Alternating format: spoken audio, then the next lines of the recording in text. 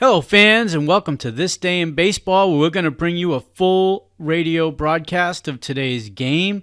And before we do that, I just want to thank Classic Baseball Radio, and there's a link in the notes where you can check out their full channel. They have many great radio broadcasts. And while you're listening to today's game, if you want to check out much more about the game and the players, look on the links below, and you're going to see links to player pages, the date the game happened, the year it happened, and the play-by-play. Enjoy the game, and check out the links while you're watching the game, and please don't forget to hit the subscribe button so that every time new content comes out, you're going to get that firsthand. And thank you again for checking out This Day in Baseball, and enjoy the game.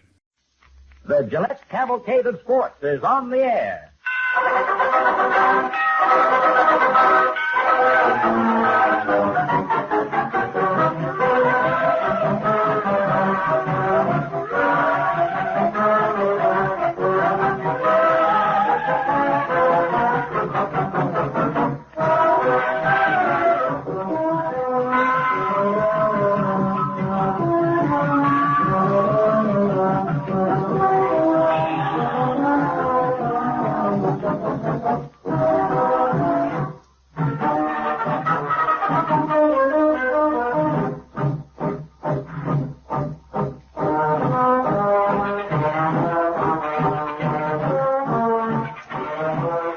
Ladies and gentlemen, and hello, baseball fans everywhere.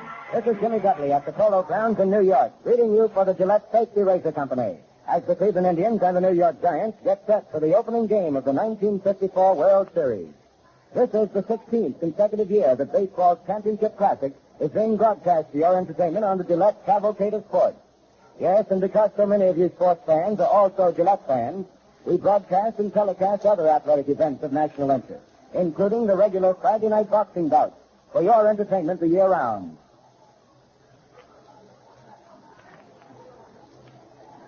And now, fans, we turn you over to one of baseball's all-time greats, Frankie Frisch, the Fordham Flash. Frankie is on deck in the clubhouse right now to give you the inside dope on the series. Today he interviews Baseball Commissioner Ford Frick, the National and American League presidents Warren Giles and Will Harridge, along with Leo DeRocha and Al Lopez. Take it away, Frankie Frisch. Hey, Frankie Frisch. Good afternoon, fans.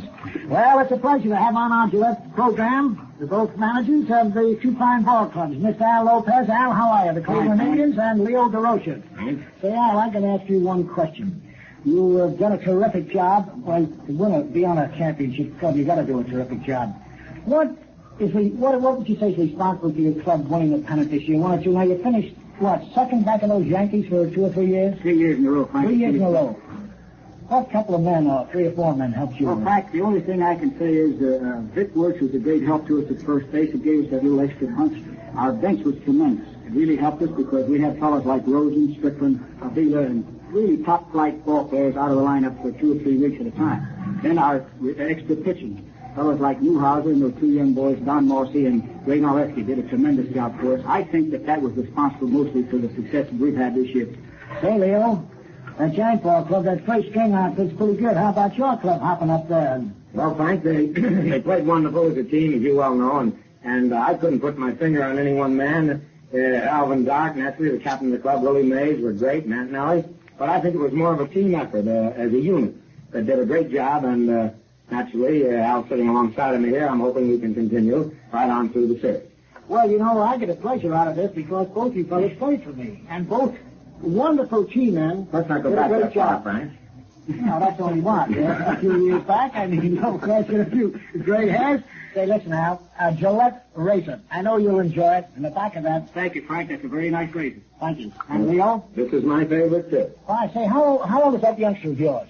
He's 12, Frank. Look, give him one of those, too. He'll be able to shave pretty soon. And in the back of that, I know he's going to enjoy that World Series, the Gillette World Series record book. It's got everything in it. It's a terrific book, and it's got every little thing in it. It's even got the Flash's name in it. Hey, thanks kindly for being with us. And lots of luck to both of you. And take care of your health. Nice to see you. This is indeed a pleasure. I'd like to introduce you, fans, the Commissioner of Baseball, Mr. Ford Frick. Hi, Frank. Fine, thank you. And Mr. Warren Giles, the President of the National League. Hi, Frank. And Mr. Will Harridge, President of the American League. Nice to see you, Frank. Mr. Harridge, nice to see you, sir. And the Deputy Assistant Secretary of Defense, James Mitchell. He's here to make a presentation on behalf of the Armed Forces Radio Services. Mr. Frick, Mr. Giles, Mr. Herridge, as the representative of Secretary of Defense Charles E. Wilson, it's a real privilege to present these certificates of appreciation for your cooperation in making possible the broadcast of Major League games to our service men and women overseas by the Armed Forces Radio Service. The Armed Forces Radio Service has 72 local stations all over the world. They broadcast, in addition to sports events, news, shows of various kinds, and you can imagine what it means to these young men and women who are representing America all over the world to be up to date, inning by inning, with Major League Baseball. It's a real pleasure, and I really appreciate your cooperation in making these broadcasts possible. Gentlemen. Thanks very much, Mr. Mitchell. I'm very glad to give you these. Thank you, Mr. Mitchell. From the Department of Defense. Thank you, sir. Thank you very kindly, gentlemen. Mr. Frick, could you come over and sit down with the old flash for a few minutes? I'd just like to have a little chat with you, sir. It started, right? Well, Counted on that one. and it's always a pleasure to sit with the Commissioner of Baseball. You've been a wonderful man. You were in the radio business, Mr. Frick, is that so? Well, that's one of the chapters in my past. It's a dark chapter, Frank. And also a newspaper man. Yes. Now, are you neutral in this series? I'm completely neutral up to a point, yes. I hope we have a great series. I hope we don't have any umpire trouble. I hope it doesn't rain. As concerns those things, I'm not neutral. Well, the weather it's a beautiful day for a ball game. Is that right? Marvelous. It's marvelous Beautiful day. And I know no pitcher can complain about pitching a ball game today as being too hot Or too cold. or too cold. Oh, indeed. What do you think about the attendance? I have a hunch, Frank, that if this, however long the series goes, that for the number of games it goes, we will break the attendance record. How many? Go ahead, Mr. Coon. Well, you see, we have two great parks, and if it should only go 4 games, I think we would break the attendance record for 4 games, or 5 or 6, depending on how many we go. The seating capacity at the Polo Grounds is 55,000, isn't it? Frank, I really don't know. It's right around that yet. And of course, you Cleveland? take out in World Series, you take out quite a few seats to take care of radio and newspaper man and telegraphers and that sort of thing. We take out probably 600 or 800 seats. And, there was one question I wanted to ask you, Mr. Commissioner. How about the boy that's going to throw out the first ball today? It's going to be little Jimmy Berenice, I think his name is, and I'm awful proud to have him. He's the center fielder and the captain of the Little League team that won the World Championship. Oh, that's fine. I hope his arm's in good shape so he reaches out to that mound and does a good He's not job. big, Frank, but he's still young. You know, they can hit that ball when they're young. How old is he? Well, he can't be more than 12. But Little League ends at 12, you see. That's right. And I was up to a Little League session the other day. Those kids do a terrific job. They're really wonderful. Now, you have no favorite in this series. No, sir. Commissioner, thanks kindly for being with us. Thank you. And fans, it's time to wind up our clubhouse interviews this afternoon, and we got to switch you now to the broadcast booth. Commissioner, thanks kindly. Thanks a lot, Frank. And now, fans, this is Jimmy Dudley speaking to you again from the neutral radio booth. And today we're all set to bring you the first game of the 1954 World Series. Manager Al Lopez has met with Captain Alvin Dock of the Giants and the umpires at home plate, and here are the lineups for today's ball game. The first game in the 1954 World Series, the 51st World Series, the 14th for the Giants and the 3rd for the Indians. For the Cleveland Indians, the visiting club. Leading off, in left field, number 32, Al Smith. At second base, Bobby Avila, batting champion of the American League this year. In center field, the Indians' spectacular outfielder, Larry Doby. At third base and batting in the cleanup spot, Al Rosen. At first base, Vic Wertz. In right field, Dave Philly. At shortstop, George Strickland. Catching for the Indians, Jim Hegan. And pitching the first game for the Tribe, the 1954 World Series, is the Indians' ace right-hander, number 21, Bob Lemon. During the regular season, he won 23 and lost only 7. Appearing in 36 ball games, he held 21 complete games and wound up with an earned run average of 2.69, one of the best in baseball. The lineup for the New York Giants. At first base, leading off is Whitey Lockman. At shortstop, Captain Alvin Dock. In right field, Don Mueller. In center field, Willie Mays, the Giants' spectacular outfielder. At third base, Hank Thompson. In left field, Monty Irvin. At second base, Bobby Williams. Catching for the Giants, Wes Westrom. And pitching the first game for the Giants, Sal Magley. Winner of 14, losing only 6 during the regular season. This broadcast is authorized under broadcasting rights granted by the Commissioner of Baseball solely for the entertainment of our listening audience. Any publication, rebroadcast, or other use of the descriptions and accounts of this game without the express consent of the Commissioner is prohibited. Here are the umpires for this afternoon's game. Working back of the plate, from the National League, Violet. At first base, from the American League, Berry. At second base, from the National League, Conlon. And at third base, from the American League, Stevens. The 2 alternate umpires who will be working the foul line in the first game of the 54 World Series.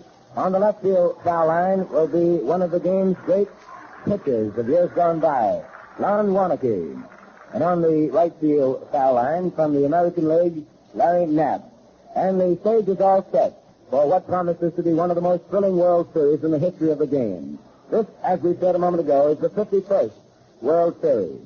Bob Lemon versus Sal Magley.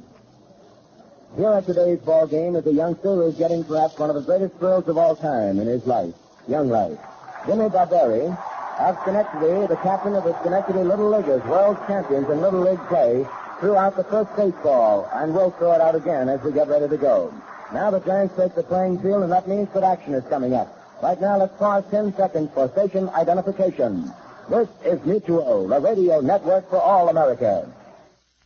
And this is WGN, your exclusive World Series station in Chicago.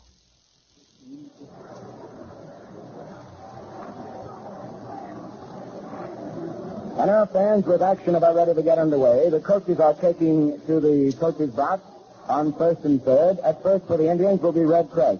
At third base, number 44, Tony Cuccinello. And may I take just a second of your time to say that it gives me a great thrill to be working my first World Series game. A great deal of pleasure to sit up here in the Mutual Radio broadcast booth. And now with Sal Magley taking those last few warm-up pitches, it is with a great deal of joy and pride that I turn you over now to Mutual's Man of Sport, the voice that has become familiar to millions of fans everywhere. Big in heart, big in sport, and big in voice. Al Helfer. Well, thank you very much, Jim Dudley. Good afternoon, everybody. And hi, fans all around the country and all around the world this afternoon. We're very happy, too, to have Jim Dudley up here for his first World Series. And we're happy, too, to be here on the Eastern Seaboard this afternoon to have such beautiful weather. The kind of weather you'd expect for this fall classic. Sal Magley has been warming up for the past about half hour, and is he on the mound right now, getting ready to make the first pitch here to the first man up for Cleveland, Al Smith, a splendid left fielder. We have a wind very stiffly blowing in from behind left field here this afternoon as bright, brilliant sunlight bathes Coogan's Bluff.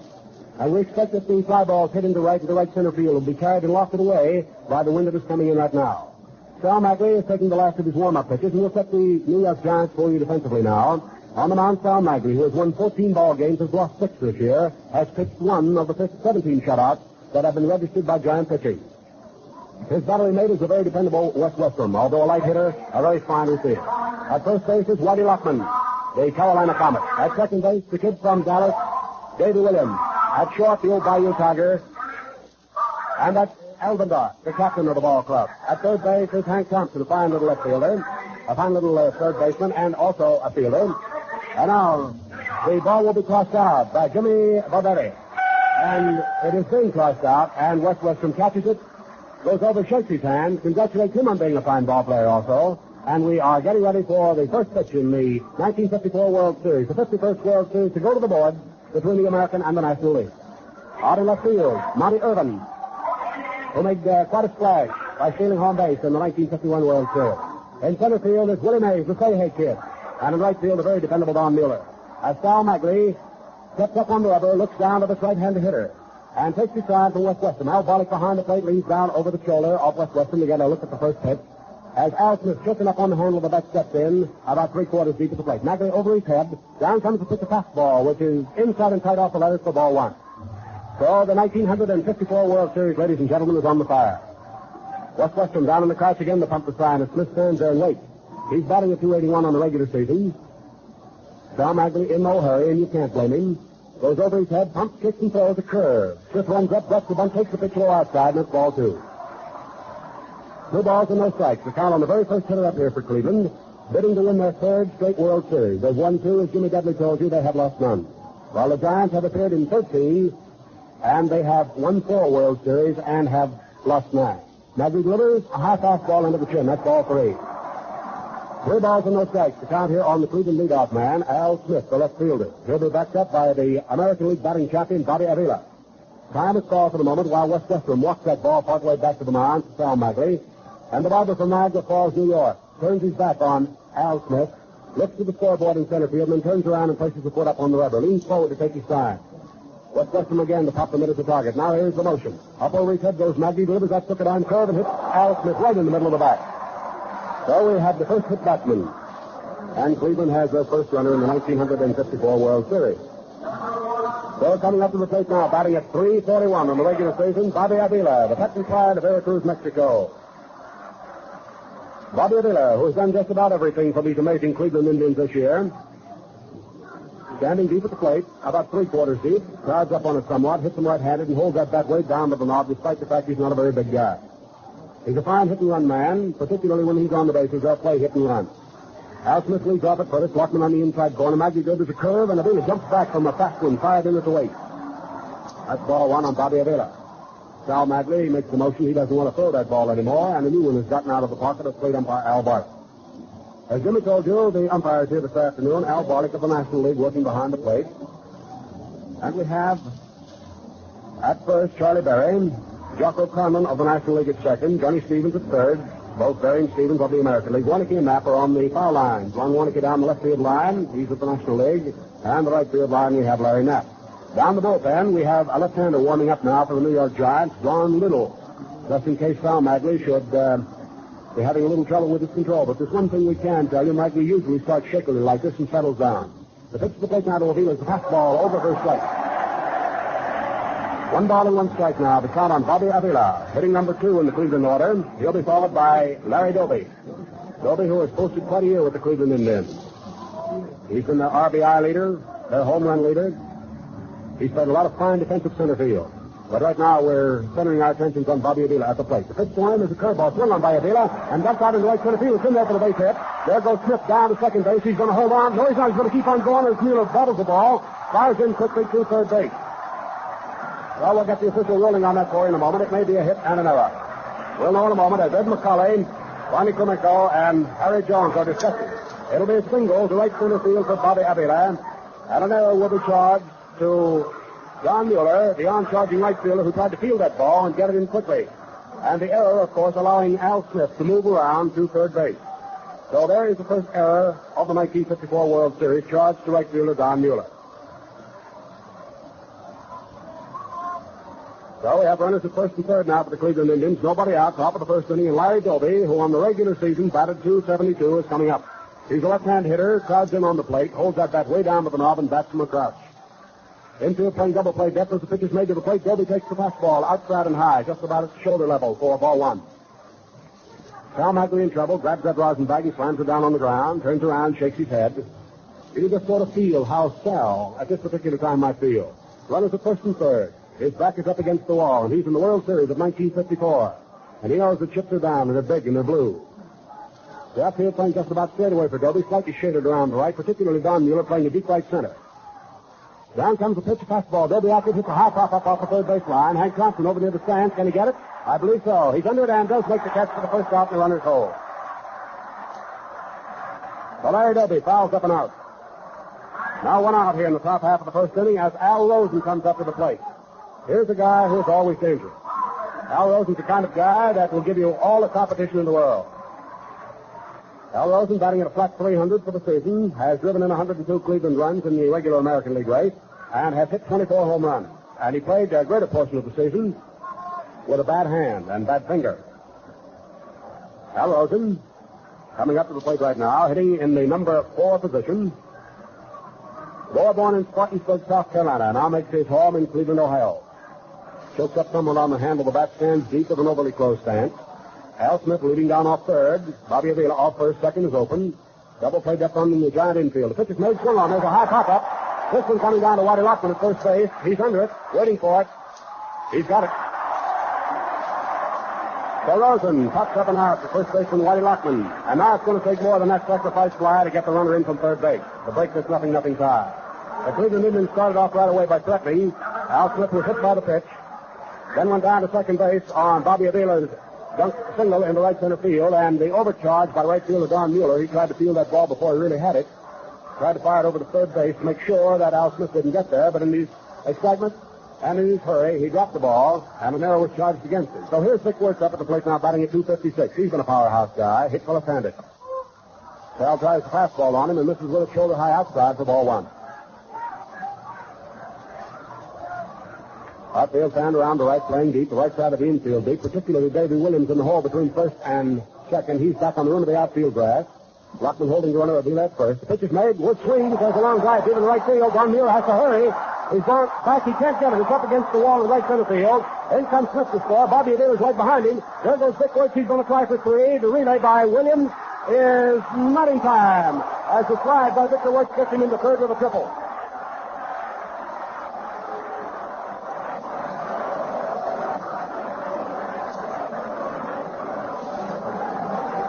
Victor Wertz, the triple off the right center field wall, deep back by the Giants bullpen. And there is the second hit to be given up by Sal Magley here, and runs 1 and 2. And the Cleveland Indians are leading here in the top half of the first inning by the score of 2-0. Dave Philly coming up now. He's a switch hitter. Dave Philly batting number 6 in the Cleveland order. From Garrett's Bluff, Texas. Now lives in Paris, Texas. Here's a guy that's meant an awful lot to the Cleveland Indians this year by his play out in right field. Magley throws him the curveball, and it's high outside for ball one.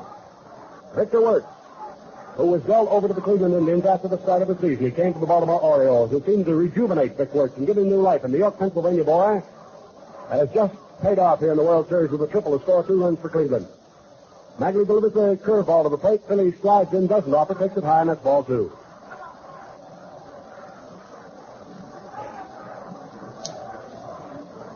Two to nothing favor Cleveland here in the top half of the first inning. 2 down, 1 on. John Magley in trouble. Delivers a big curveball. One swings on. There's a high fly ball to deep right field. Going over to his right, getting under now is Don Mueller. Back to the cinder track. He makes it for the third and final out here in the first half of inning number 1.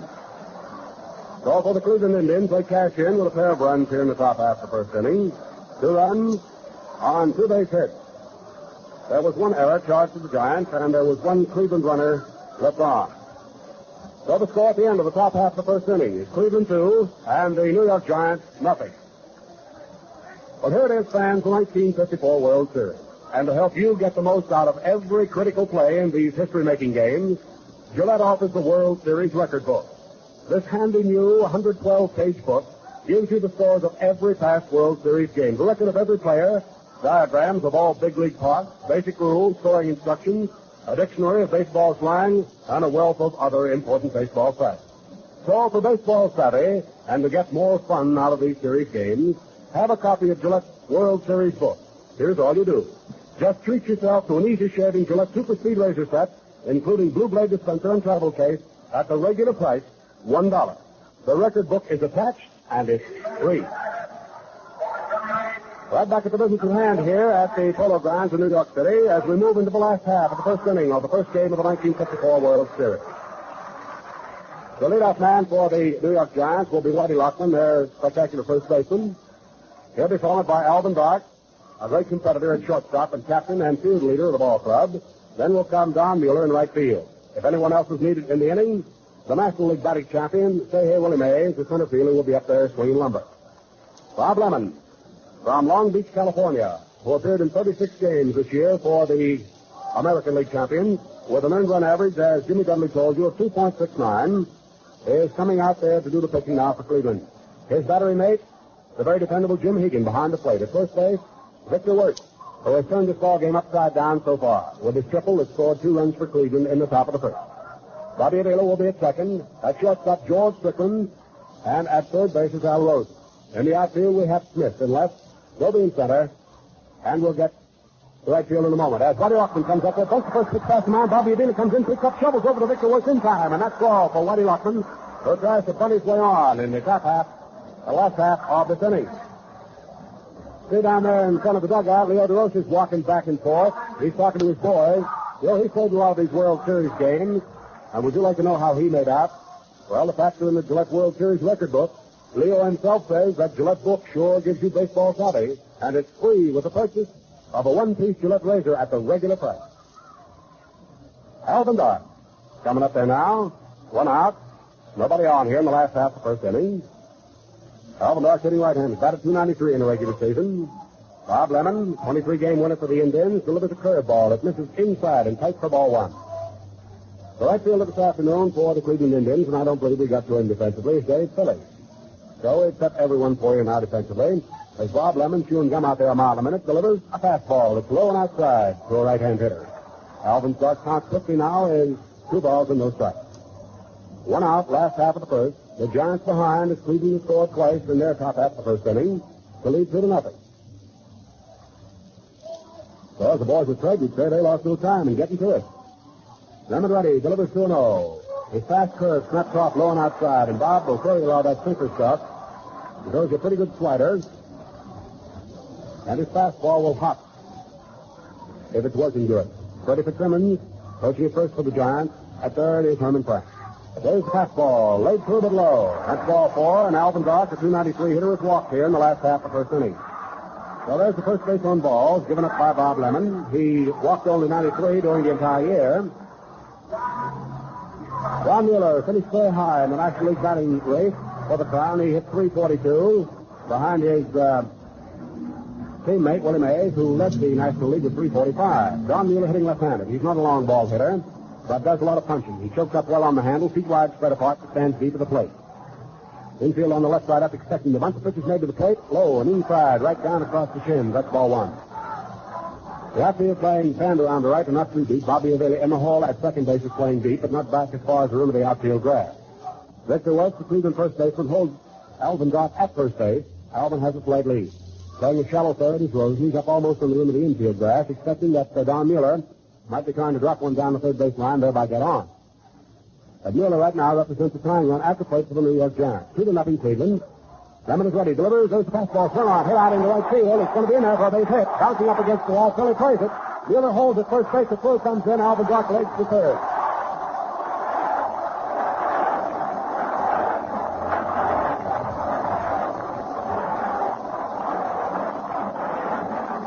So Bob Lemon, who gave up 228 hits in the regular American League series, has given up his first World Series base blow, and it puts them in trouble as the Giants, with 1 down now, have the tying runs on. Runners at first and third. Back in the World Series of 1948, Bob Lemon had an earned run average of 1.65. Here is Willie Mays. Here's the guy that a lot of the people here this afternoon have come to see. Willie Mays batting at .345, the National League batting champion, a right-hand hitter, feet wide spread apart. Lemon tries to curve, and Mays is after it and pops it up out into very short center field. Going back toward the shortstop Strickland. He's under it and makes the catch behind second and center, and the runners hold on. So Mays pops out on his first attempt here this afternoon to the shortstop, George Strickland.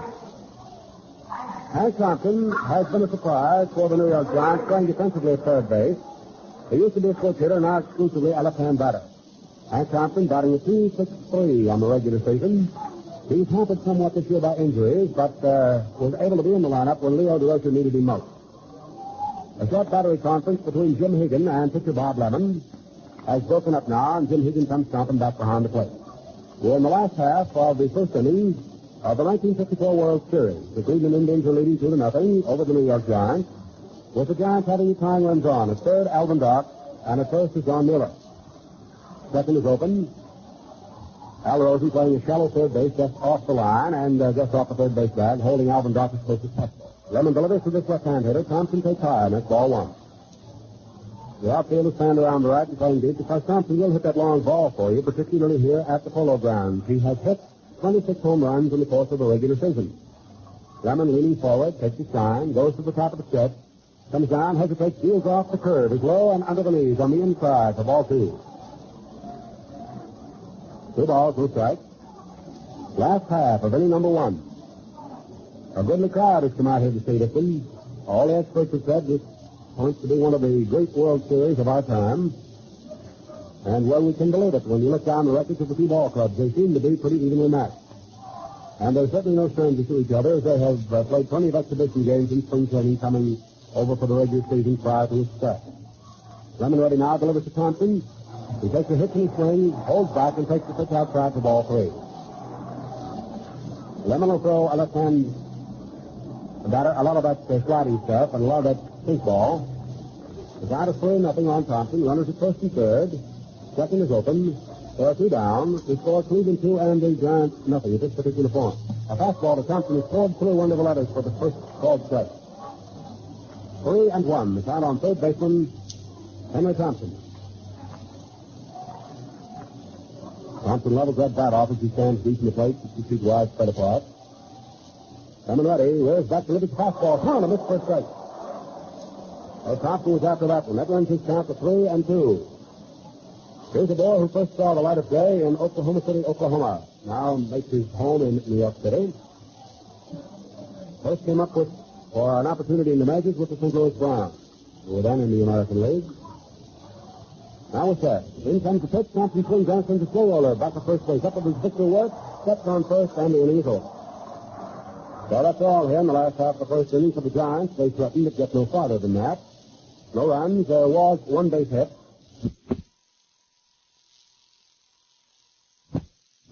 2 men on, and there were no Cleveland errors. So at the end of the first inning, still remains, as we have told you, Cleveland leading by the 2 runs. And Al Rosen, playing down there at third base, certainly has been a bulwark on this ball club for the Cleveland Indians. His fighting spirit has meant an awful lot. And Al Rosen wound up the season, as I told you a moment ago, with an even 300 batting average, despite the injuries he too had. He's a mighty solid ball player, everybody. One of the best-looking guys you see anywhere, and one of the nice. You can take it for real when he says, from time to time, I've tried a lot of razors, so I'm talking from experience when I say the one-piece Gillette is the only razor that comes through on the 2 most important times. The shaves look good, and they feel good. Now, that's from Al Rosen. Now, don't you think the one-piece Gillette razor? It's the second inning here at the Polo Grounds in New York City. The Cleveland Indians leading 2-0. And coming up now is the pet and pride of New Orleans, Louisiana, George Strickland, a very fine fielding shortstop.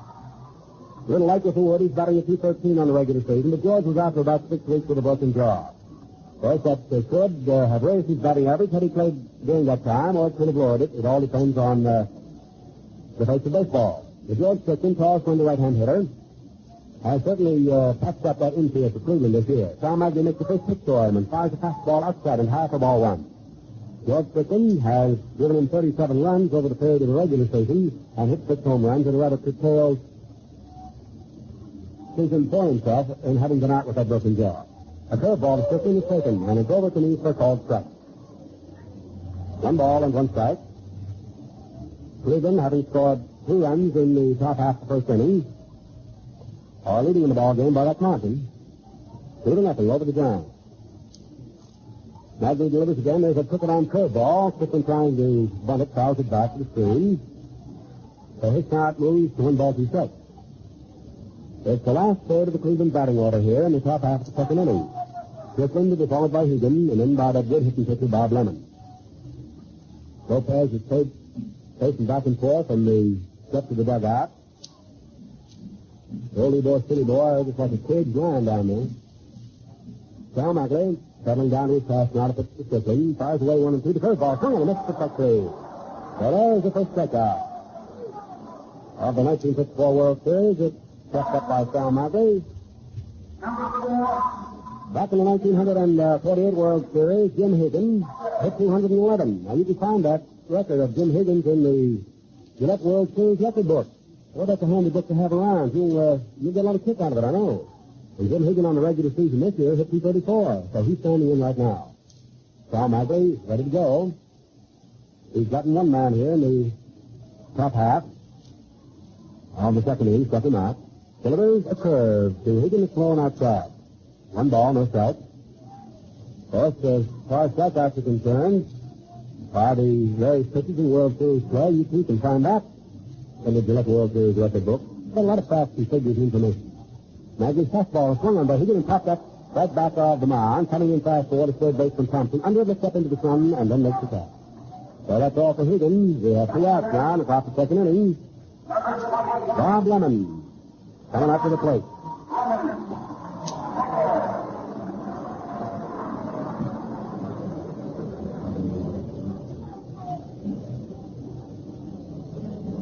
Bob Lemon moving in. Bob has been left-handed. Despite the fact he's a right-hand pitcher, he's been used on many occasions at Cleveland as a pitch batter. Magley tries his curve on him and misses with it high and outside for ball 1. Red Crest down behind first base, coaching there for the Cleveland Indians, hooping and hauling. Wants Bob to get on. Down comes the pitch to him. There's that curveball by Magley low. Ball 2. Hank Johnson playing shallow at third. Right side of the infield playing very deep as Davey Williams is wanted back on the grass in right field. Now he comes up to play on the rim of the outfield grass. Lockman playing back just about as deep, very close to the line. Pitch to Lemon, a short curve, a tantalizing curve over for a ball strike. 2 balls, 1 strike on Bob Lemon, the wearer of number 21, standing at the plate right now. Sal Magley, right foot forward, leads forward from the mound, takes his time from Weston. Pump, hits and throws. Another curveball that's been swung on by Lemon and beaten down into the ground foul. 2 balls, 3 strikes on Bob Lemon. 2 down, nobody on, top of the second inning. The Cleveland Indians out in front, 2-0.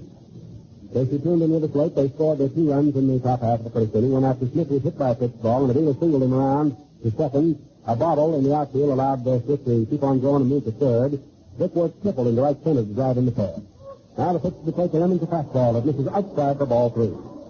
3 balls and 2 strikes to count on Bob Lemon. Bob turns around, says something to Weston. They both grin. Al Barlick, the National League, is the plate umpire here in this one. He's leaning down over the shoulder of Weston to take a look at the next pitch.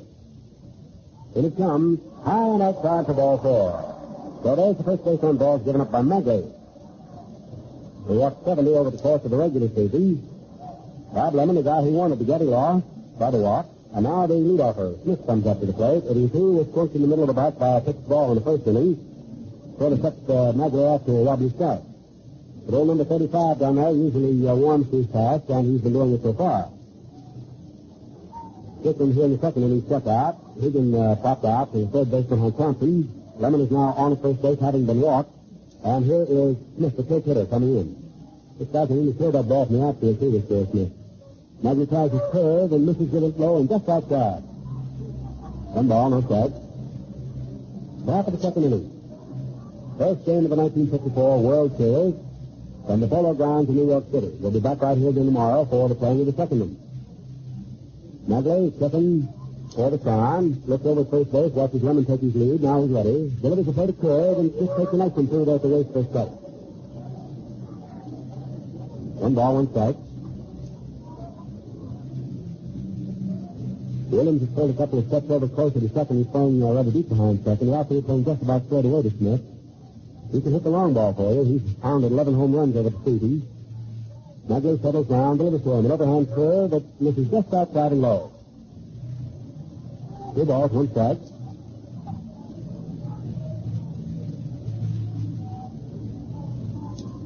Six umpires, 6 men in blue, watching the progress of this ball game.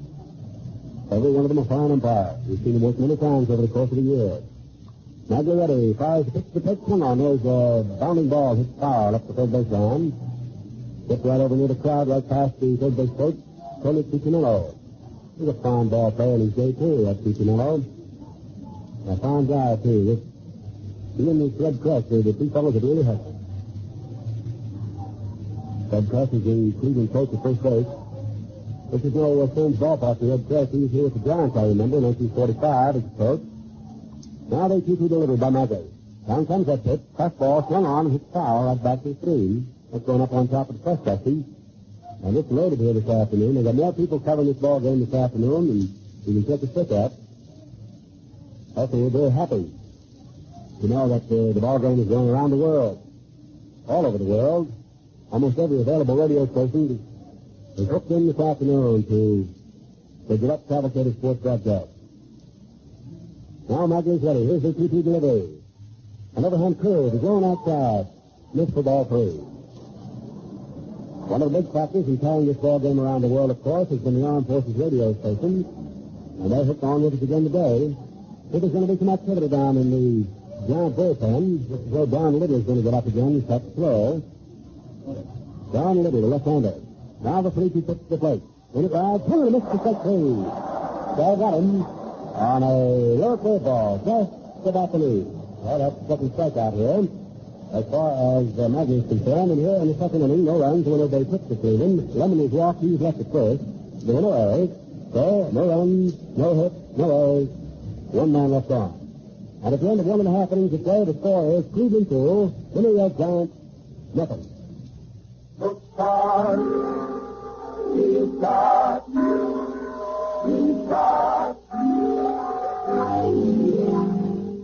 drives a supersonic plane. They've got to pass his test. I've tested shooting methods too. Still I top all the rest. I've got a name, and man, I'm good. So I reach for my Gillette. Enjoy it this refreshing day. For a good life, I'm all set. Look the dark, this is very best to be dark. All the years on race, just be dark. And we take the dark in the purpose breaking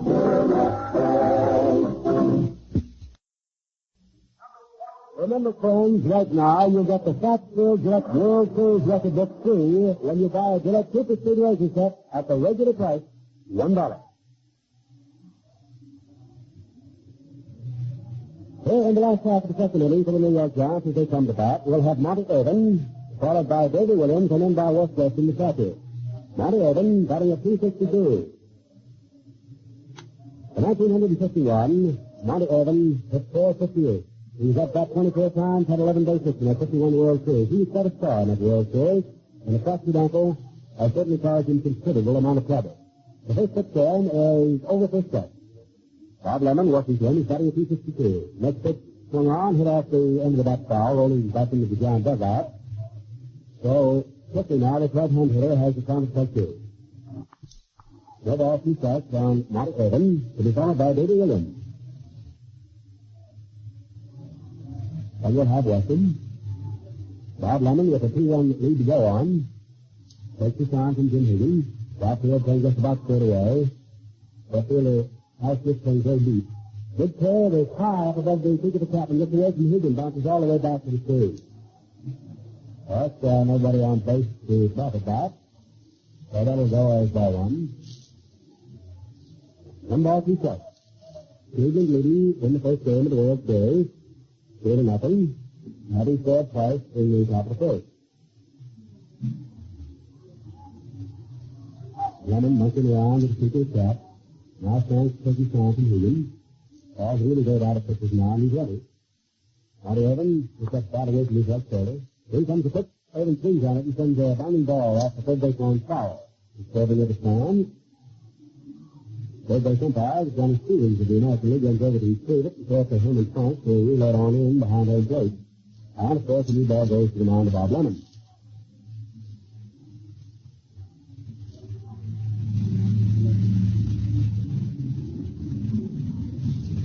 Now the set. Bob Lemon pumps right. Up over his head he goes. Kicks and throws a fastball. And Irvin leaning into a fastball. Snaps his head back to take his chin high for ball 2. 2 balls, 2 strikes on Monty Irvin. First round up here in the last half of the second inning. Big fellow leaves back. As he stretches up, goes in and gets ready. Fires away to a third ball. Swung on and pumped foul off to the left of the plate. Looks as though Jim Higgins is going to be able to field this one all right. He does, and he's got it. So Monty Irvin's out of there. We have the first out, a foul out to Jim Higgins, and Williams is coming on. Now, before Williams steps up there, we pause 10 seconds for station identification. This is Mutual, the radio network for all America. WGN Chicago, the Chicago Tribune station.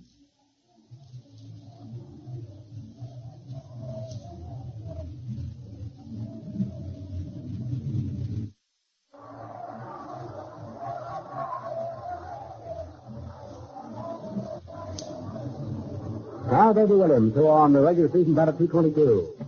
Right-hand hitter takes the fastball poured through by Lemon for a called strike. Just right off the belt buckle on the inside slice. This is the guy the Cleveland Indians had a whale of a lot of trouble getting out in the spring exhibition game. He liked to wear the Cleveland pitching out. Pitch saw him swung on there. The bounding ball hit the third. Rosen on one half is up with a throw to first base to Vic Wertz in time, and Davey Williams is out number 2. So if they third, the first 5-3 ground out if he's going with it this afternoon. West Western, a 187 hitter over the course of the regular season, is coming on to face this 23-game winner, Bob Lemon. Bob, as Jim Dudley told you, won 23 ball games and lost 7. Of the 12 shutouts the Cleveland Indians staff from this year, Bob Lemon accounted for 2 of them. Bob out there on the mound right now, ready to pitch to West Western. West Western, a powerful hitter, good set of wrists. The kind of guy that'll give you the long ball quite often. He either hits him a country mile or he doesn't hit him at all. And he'll poke the long ball into the stand for you. He's hit 8 home runs this year.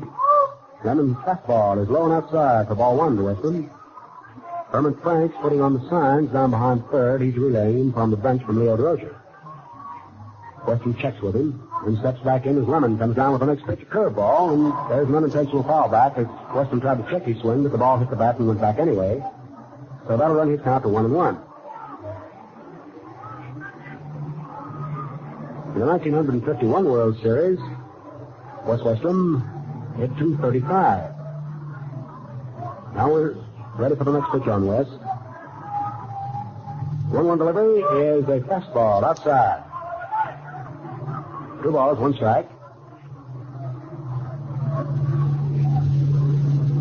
Bob Lemon, going to pitching here this afternoon for Cleveland, has gotten past 2 men here in the second inning. Bases are empty. Delivers, Western swing, goes on, shot, hit right past third, down into the corner. West Western is scoring to first base, takes his turn to the left and inside and holds on. Just coming up nicely with him left field. As he throws back in to the shortstop pitching.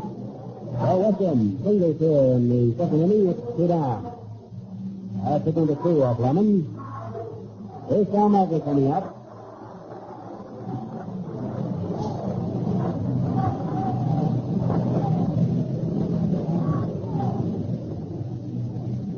Western hit that ball so hard and so rapidly down the left field line as it kicked off the left field wall. He had no chance to try to make 2 out of it. The ball was in the hands of Smith, and we told you Smith had a very fine arm, and he yielded in to pick the Western had to hold the first. The first pitch to Sal Magler is low curveball, and he starts to go for a tries to catch his swing, but there's too much around on it, so it's called against him. That's on the count on Magler. Magler right-hand hitter, 2 wide spread apart. Lemon sets, delivers, and it's way up above the peak of the cap for ball 1. Lemon almost had that ball get away from him. He doesn't want to use it anymore and tosses it back to Higgins. Now Barley takes a look at it and third umpire said, here, let's use a lure. Well, the ball was fired to the mound to Lemon. He wanders around out there, trying to do around in the palms of his hands. Western, the base runner, to the ground, trying to first base. Here in the last half of the second inning, 2 down, and it's 4-2 in favor of Cleveland. Sal Magler up at the plate with the count of 1 ball, 1 strike. The number 9 hitting is John Porter. Now Lemon is ready to pitch there. Down it comes. Magler takes low and outside. That's ball 2. The Victor Wertz is holding West Western on. West isn't very much of a threat to go down the second base in the big hills. Rather a lumbering guy in a way. A roll can pick him up and lay him down, surprisingly well. Wertz is right back to his fielding back. Magler backs off the fastball and takes it with the knees and costs him. It's in to strike. 2 balls, 2 strikes on Magler. 2 out, 1 on here in the second inning. Lemon delivers another hand curve. Come on, a missed ball, that's 3. And that's all for Sal Magler, and it's all for the Giants here in the second inning. As the Cleveland right-hander, he pitched 110 strikeouts in the season from up at his piston. So here in the second inning for the Giants. Like left but no more. No runs, there was 1 base hit. That's the grand touch single in the left half Rosen. There were no errors, 1 man was left on. A certain 3 have been left on now by the Giants. Let's go at the end of 2 innings to play now. It's Cleveland 2 and the New York Giants nothing. And we move along into the top half of inning number 3. And Bobby Avila will be the first hitter up to Cleveland. Bobby will follow him, and then will come Rosen. After the mound goes Sal Magler to work to Bobby Avila. He's singing to right center field. Little Dunker dropped in there. And Swift galloping along, moved on over the third on the single, and an error drive to the ground outfield. We had only 1 error in the ball game so far. But Billy Sunlight continues to beat down here. Everyone is sitting back and enjoying this one to its fullest extent. While West Western was getting on the field, Lefty Rhodes came up there and took the big mitt and warmed up Sal Maggie. He's one of the big guys on this ball side. Also, another big fella sitting on the bench back there, and he may be in sports all over. It's got him in the Bill Taylor. He's a big guy. 6'4", a ground in a ground 24. That's in the World Series record book, too. One section gives you the age, weight, height, and other important facts about every player in the Major League. You get this book free with a new one-piece collaboration at the regular price. Sal Maggie now, ready to take the body of the other. In for one. Maggie's all set. So he's had to go. Quick and clear. Big curveball. It's fly just low and outside. Maggie seems to be throwing that fast curveball of his more than I've seen it all season long. Sal always kids and says he has three curves, slow, slower, and slower. But he's been snapping them off here this afternoon. Comes in again, there's the fastball, swung on by here. There's a high pop-up in foul territory directly behind the plate. Weston is under it. He's got it. Well, we have out number one here to commence the top half of the third inning. Harvey Wheeler fouling out to West Western. The batter coming up to the plate now is Ray Doby, who with runners at first and third and nobody out in the first inning, fouled up and out to third baseman Hank Thompson. On deck to go next will be Flip Rosen, Al Rosen. 2-0 ball game in favor of the Cleveland Indians. Larry Doby hitting left-handed. The wearer of number 14 stepping in. Magley whistles the pitch in there to him, and Doby takes it outside. That's ball one.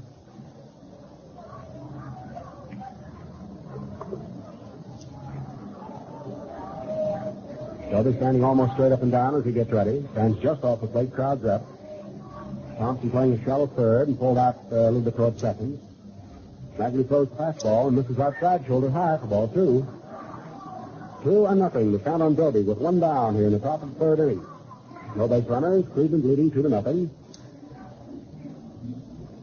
Wind continues to blow in from behind left field, directly across the diamond, about behind right now.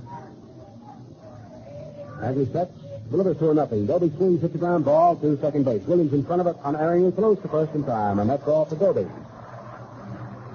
Well, we have 2 up, 2 down quickly here for Cleveland in the top half of the third inning.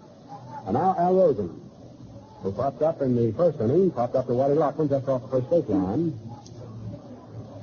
Al Rosen 0 for 1, a right-hand hitter.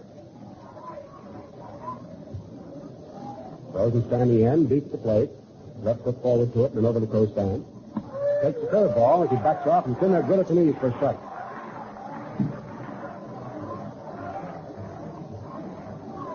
Two down, nobody on, top of the third inning.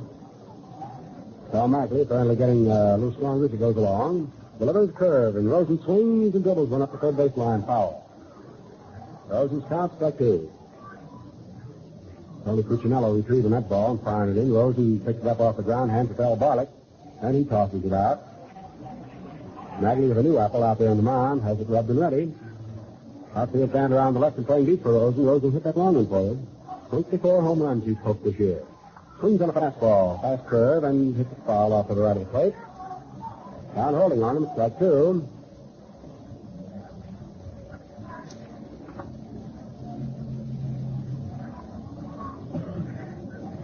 A ball, 2 strikes. 2 down, top of the third, no base running. Magley works. A curve swung on and hit deep to shortstop. Alvin Dark off to his right. Up with it. Hurries to throw to first base in time, and that is all for Rosen. Nice play by Alvin Dark. Well, 3 up and 3 down here in the top half of the third inning, and for the first time, the Cleveland Indians go down in 1-2-3 order with nothing across. And the score at the end of 2.5 innings of play, Cleveland 2, and the New York Giants nothing. Well, I've got a hunch that you fans would like to hear from Dodger softball rookie Carl Spooner, who crashed through with 2 National League records in his first 2 Major League games. He pitched 2 consecutive shutouts and struck out 27 men. He's right here with me now. Carl, how did it feel to mow down 15 of those champion Giants the first time out? Well, it sure was a big day for me, Al. And now tell them how you feel about a shaving cream shave with the Gillette Super Speed Razor. That gives me a great lift, too, Al. A fresh, clean shave does it for me. Well, thank you very much, Carl Spooner. That's the Gillette Super Speed Razor he uses. A mighty big package of shaving comfort for just $1. The Gillette World Series record book is attacked, and it's free. All right, we go into the last half of the third inning here with the leadoff man coming up for the New York Giants, Whitey Luckman. Whitey Luckman stepping in here for his second at-bat of the afternoon. He came up in the first inning and tried to bunt his way on, a surprise play, as it was figured to be, and was thrown out by second baseman Bobby Avila, who came in with a bare-handed play, fielded and fired to first in time to get him. So it's the last half of the third inning with the Giants trailing here by the score of 2-0. And Jimmy Dudley, we've seen some pretty good baseball so far, boy, haven't we? You're absolutely right, Al, and it's going to boil down to just what the experts said, a real pitcher's battle all the way in just about every game. Well, we have a couple of veterans thrown at it out here this afternoon that are well respected in their respective leagues. So let's see what happens here in the last half of the third inning. Bob Lemon, 23-game winner for Cleveland, takes the mound to pitch to Whitey Luckman, the left-handed hitting first baseman of the Giants. This time, Whitey takes the pitch, and it's low and outside for ball one. Whitey gave no indication to what he was going to do that time. Outfield stand around the right, playing rather deep for Whitey, particularly silly in right field. Lemon comes in with an overhand fastball. It's low. It's ball two.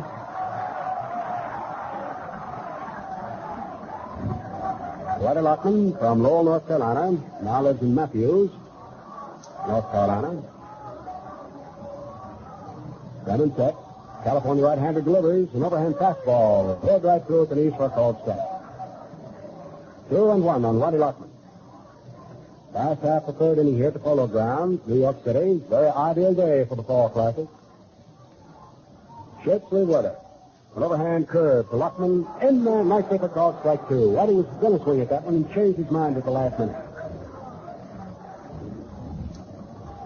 Lemon, who is a master with that curveball and that sinker. Also the slider. So he's been pitching a fine ball game here today, so far. Throws a curve with what he swings on. There is a line shot hitting to right field. Drops in for the base hit in front of Philly. And Luckman here in the third leads off with a single to right. And now here comes Alvin Dart. That's hit number 3 off Bob Lemon. Hit number 5 in the game as the Cleveland Indians off Mackley, who got off to a shaky start, got a pair in the first inning. A single and a triple. Plus, having had one man hit by the pitch, got them a pair of runs in, worth tripling them in. Now the Giants are trying to battle their way back here in the last half of this third inning. Lemon, with the chips down, leans forward, takes a sign. Alvin Dart, who walked in the first inning, still with his pre-game batting percentage of .293. Takes a curve low for ball one. The percentages we're giving you are the percentages over the regular season. Now, back in the 1951 World Series, you'll find in the World Series record book, Alvin Dart hit .292. Bob Lemon is set now. Checks his runner at first. Go to the plate. There's the fastball low. 2 balls, no strikes. The count on Alvin Dart. As tension starts to come out a little higher here, particularly amongst the fans who are anticipating perhaps the Giant rally. We're not further state that the Giants go into this World Series as the underdog. Most of the experts have picked Cleveland to win the Classic. Of course, all of that remains to be seen. As long as the guy is up there swinging, he's dangerous. Pitch a swing on by Doc. There's a shot bounding ball foul off the third base line. 2 balls, 1 strike on Alvin Dart. Giants have one man on here in the last half of third. That's Whitey Luckman. He rifled one into right field for a single. He's the base runner. Freddie Fitzsimmons coaching there. And the umpire watching the play at first base is Charlie Berry. Charlie Berry, former major leaguer himself, football star, an official, coach, and now a very fine umpire. Bob Lemon leans forward, takes the sign from Higgins, checks his runner back over his shoulder. Wheels the pitch into the plate, fastball swung on the Dart and fouled right up over our microphone. 2 balls and 2 strikes. The count on Alvin Dart.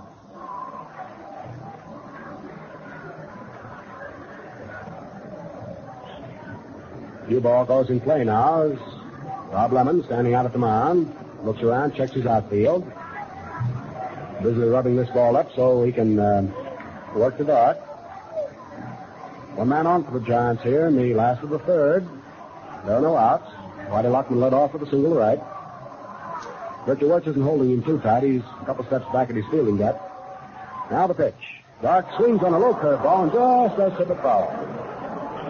Count holds at 2 balls, 2 strikes now. We'll watch Whitey Lockman. He may be gone. He's always a threat to charge down the base paths. The Giants, you know, in the regular season stole 29 bases. The Cleveland Indians stole 30, so there's a pretty good comparison of how these 2 ball clubs run. Now we're set for the pitch on Alvin Dock. Lockman stole only 1 base during the regular season, credited with 1 steal. Fastball swung on by Dock. There's a high pop-up off the first baseline going back near the stands in foul territory. It's into the stands and out of play. 2 balls, 2 strikes. That's count on Alvin Dock as he comes back, picks up that brown Betsy of his, and gets ready to go to work again.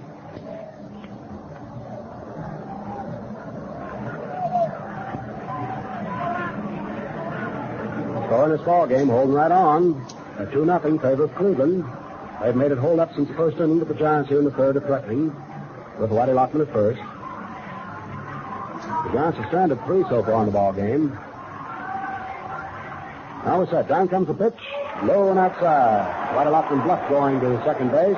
Jim Higgin looked up to see if he was on the move. But Whitey fooled him. He stayed right at first. 3-2 count now on Alvin Dock. Now let's see what Whitey Lockman's going to be doing. He'll probably be off and moving with the plateward motion of Bob Lemon's right arm. We'll keep a tab on him for you to see if he's going to be galloping. Alvin Dock, pretty good hit and run man up at the plate. He can hit behind that runner pretty well. Lockman takes his lead. 3-2 pitch. Yep, there goes Lockman. The pitch is swung on and hit back to the middle in the center field for a base hit. Whitey Lockman keeps on galloping. Doby picks up, throws into second. We have runners at first and third.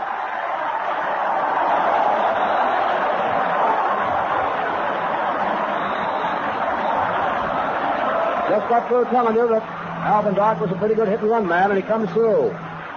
On the 3-2 count, slams one into center field, and now the Indian infield will probably draw up tight. We'll see. Runners at first and third. The tying runs are on for the Giants here in the last half of this third inning. Nobody out. Rosen comes in to play a shallow third base, just off third, holding Whitey Lockman close. The second base combination of Avila and Strickland go to double play depth. Wertz holds the runner Alvin Dock at first base. Up at the plate is Don Mueller. The pitch to Don is a fastball under the knee. Down in the bullpen for Cleveland, Art Houdeman gets up and starts to throw. Don Mueller, who singled the right field in the first inning, would very much now like to atone for the error he committed in the very first inning, allowing our runner to go from second to third. An overhand curveball swung on by Don, hit down to second base. Avila up with it and goes back to Strickland at second for the out. As a run comes in to score, there's no throw to first. So Don Mueller gets credit for batting in the first run of the ball game. Comes in on the force out of Alvin Dock. The play going from Bobby Avila, the second baseman, to George Strickland at second base. There was no throw on the first. So it's now a 2-1 ball game. Give Don Mueller credit for batting in the run. He wrapped in 70 over the course of the regular season. So the tying run remains on as manager Al Lopez comes out to have a word or two with his pitcher, Bob Lemon. Higgin is going over to talk with him now. With one away, the Giants have a tying run on at first base, and Willie Mays, the National League batting champion, is coming up. Mays, who in the first inning popped up and out to the shortstop, George Strickland. So it could be tightened right down here in the last half of the third inning, or Cleveland could hold the lead they now possess of 1 run. Al Lopez asking instructions from Al Barlick, plate umpire. They're discussing some rule or other. Now Al Lopez, very much satisfied with the explanation of the entire affair, turns and goes off to the Cleveland dugout. Art Holloman continues to flow down in the Cleveland bullpen, strung on right-hander. Now Willie Mays coming up to the plate, hitting right-handers. He's 0 for 1 today. Curveball thrown into the dirt on the outside to Willie for ball 1. Don Mueller, who is much faster on the base paths than you think, is leading off at first, and Vic Wertz is holding the inside corner on him. Freddie Fitzsimmons coaching Don Mueller off.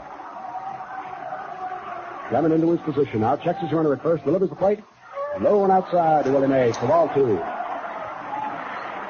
Very unfortunately for Don Mueller, in 1951, a broken leg kept him from participating in the World Series. However, he's getting his opportunity in playing in this one. He leads off at first now. The pitch plate is made. Mays jumps back from one at the knees inside for ball 3. You never know as you see the pitcher spin one down from the rubber to home plate, whether it might be the deciding pitch in the ball game. Sometimes when you go back over to retrospect, that happens to be the pitch and you didn't realize it. Curveball is low and outside the Mays for ball 4. So Mays walks. That's the second base on ball surrendered by Lemon. Now the tying run in Mueller has been pushed on down to second. Now the batter is Hank Thompson. Third baseman Hank Thompson ended the inning in the first by rolling wide to first base, and Victor Wertz gobbled it up, reached over, stepped on first, and the inning was over as far as the Giants were concerned. They had a pretty good threat going at the time. So here's Thompson moving in again, hitting left-handed. Stands deep, feet wide, spread apart. George Strickland in to say a word to pitcher Bob Lemon, turns and trots back to his shortstop position. We've got a 2-1 ball game going here now in the last half of the third inning. Giants tying run at second, in Don Mueller. Rosen playing a shallow third with his left-hand hitter. And the first pitch comes in. Thompson takes it low inside for ball 1. Down in the bullpen, Art Hardeman continues to throw even harder. Get ready just in case Bob Lemon should falter here in what looks at this moment to be a rather important third inning as far as the Giants are concerned. Lemon gets set. Delivers a fastball. Thompson swings and doesn't get it. This Bob Lemon's the kind of guy who isn't afraid to come in with a pitch he believes to be best in the clutch. He's a very fine competitor. This whole Cleveland ball club this year sort of caught fire. They've been fine competitors over the entire route. Lemon is ready now. Delivers. Thompson takes a letter curve inside. Oh, let's see. That'll be 2 balls, 1 strike on Hank Thompson. 1 out for the Giants here in the last half of the third. They've scored 1 time, and it's 2-1 in favor of Cleveland. Lemon out there boring his neck, trying to hold the 1-run advantage his mates have given him. Don Mueller, representing the tying run for the Giants, leads down off second. Willie Mays, who can fly, usually runs off from under his cap, leading off at first. Pitch to the plate, Thompson swung on. There's a bounding ball hit to right field for a base hit. Here comes Don Mueller. The throw is to try to cut Willie Mays off at third. He slide over there, and he's there safely. The ball game's tied up.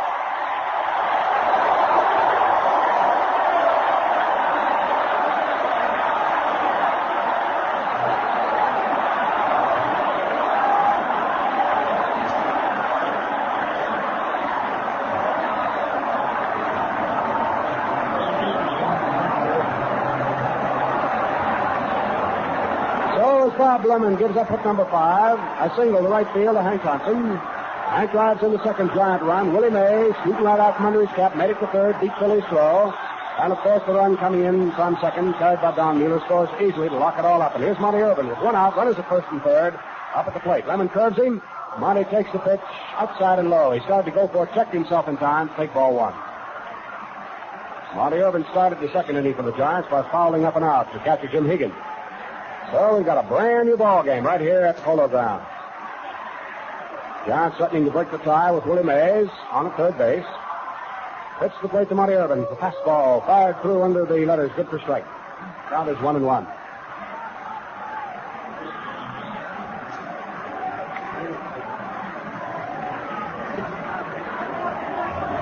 Bob Lemon in trouble.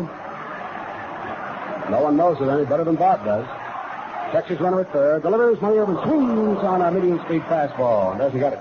That's strike 2. 1 ball and 2 strikes to count on Monty Irvin. Here's another situation where a sacrifice fly can get in the run, and of course will not be charged at the time at bat to Monty Irvin should that fly ball be forthcoming. So Lemon is bearing down here in the clutch, and it is the clutch as far as he's concerned. Thompson leading away from first. The pitch is swung on. There's a high foul ball hit back to the press section. Rolls down the screen, back down on the playing field. Willie Mays hugging right close there to third base. Herman Franks is keeping him there. He's the third base coach for the Giants. Rosen is playing deep behind third now. Pulled a couple steps off the line. The outfield band around the left and deep. George Strickland deep in the hole at shortstop. Bobby Avila pulled over a couple of steps toward second base and holding on to first base. Keep the runner close. Victor Wertz. Willie Mays takes his lead at third and wanders back toward third as Lemon pitches. Swung on and missed. Ball strike 3, and that's all for Monty Irvin. That was the big out for Lemon to be getting. That's his second strikeout here this afternoon. And before the next man comes up to the plate, that'll be Davey Williams. Let's pause 10 seconds for station identification. This is Mutual, the radio network for all America. WGN Chicago, the Chicago Tribune station, your exclusive World Series station.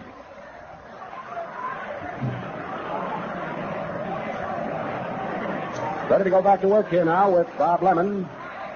Stepping up to pitch to Davy Williams. Davy, who bounced down to third base, was thrown out the second inning by Flip Rosen. Runners at first and third. The pitch to Williams is over the knees, nicely for a called strike. Davy Williams, who over the course of the regular season in the National League batted .222. He had quite a time with his batting average. But the kid never complained. Stayed in there day after day and did the best he could. Now Lemon ready. Delivers a curve, and Williams strides in and takes it. High and outside. Count is 1-1 on him now. A couple of guys in the Cleveland roster took their bumps and their aches and pains and said nothing either. Larry Doby played quite a bit of the season with a pulled thigh muscle. Al Rosen did the same. He also had a broken finger. He played in the All-Star game with a broken finger. George Strickland had a broken jaw, but he stayed right with it. Curveball swung on by Williams, bounced past the mound to shortstop. Strickland in, picks up, throws to first in time, and Williams is out to retire the side. So it's a 6-3 ground out, short first. So here in the third inning, the New York Giants come balling right back with a pair of runs. They had 3 base hits. 2 runs, 3 base hits. No errors, there were 2 men left on. That means they're stranded 5 and going to bat 3 times. So the score at the end of the third inning of play now is the visiting Cleveland Indians 2, the homestanding New York Giants 2. Look sharp, feel sharp, be sharp and listen, mister. How are you fit for play? Do you have plenty? How are you fit for play? You better check. Please make sure you have enough. Of a worn-out blade makes shaving mighty tough. How are you fit for play? Better look to let the blade we need. Victor Wertz here at the Polo Grounds is going to be the first man up for the Cleveland Indians to start the fourth inning in a brand new ball game, all tied at 2-2. It was the bat of Victor Wertz back in the first inning when he wrapped his triple off the right center field wall to score a pair of runs. It was Victor Wertz who put the Cleveland Indians out in front. And now the wearer of number 23, a left-hand hitter, is coming up to the plate for his second at-bat. He has 1 hit for 1 try. Sal Magley has been placed back on an even footing with Bob Lemon as these 2 veteran right-handers go at each other here this afternoon in the first game of the 51st World Series. Victor Wertz moving in. Overly closed stance wears a shin guard on his right leg to protect it. He used to foul so many foul balls down off that shin that he devised the protection. Magley's first pitch to him is just a little outside for ball 1. Wertz to be followed by Philly and then by shortstop George Strickland, who will belong in the top of the fourth inning. Magley ready, delivers that ticket-arm curveball and gets it in there for a strike. I get quite a kick. I know as Jimmy Dudley does out of the motion of Sal Magley. He sort of keeps that elbow crooked. It gives you the idea that he's throwing with a crooked arm. An overhand curve this time swung on by Wertz, comes out into left field, it's in there for the base hit. Victor Wertz goes down to first and holds on as Monty Irvin comes up with the ball and fires it into Alvin Dock at second. So Wertz opens the fourth, hitting an outside pitch and dumping it into left field. See, that's only the third hit to have been given up now by Sal Magley. We've had 8 hits in the ball game all told. So the potential tie-breaking run for Cleveland is on as Wertz opens here in the fourth with a single. That brings on Dave Philly, who retired the side in the first with a fly ball to right field. He's hitting left-handed against Magley. Swings on the first pitch and dribbles one back to the mound. Magley's off. His only play will go back to Lockman.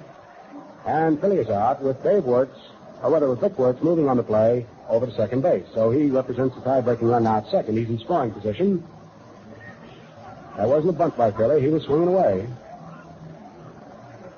Magley to Lockman for the put out. We have 1 out, and George Strickland, who struck out in the second inning, giving Sal Magley his first strikeout of the game, moving in.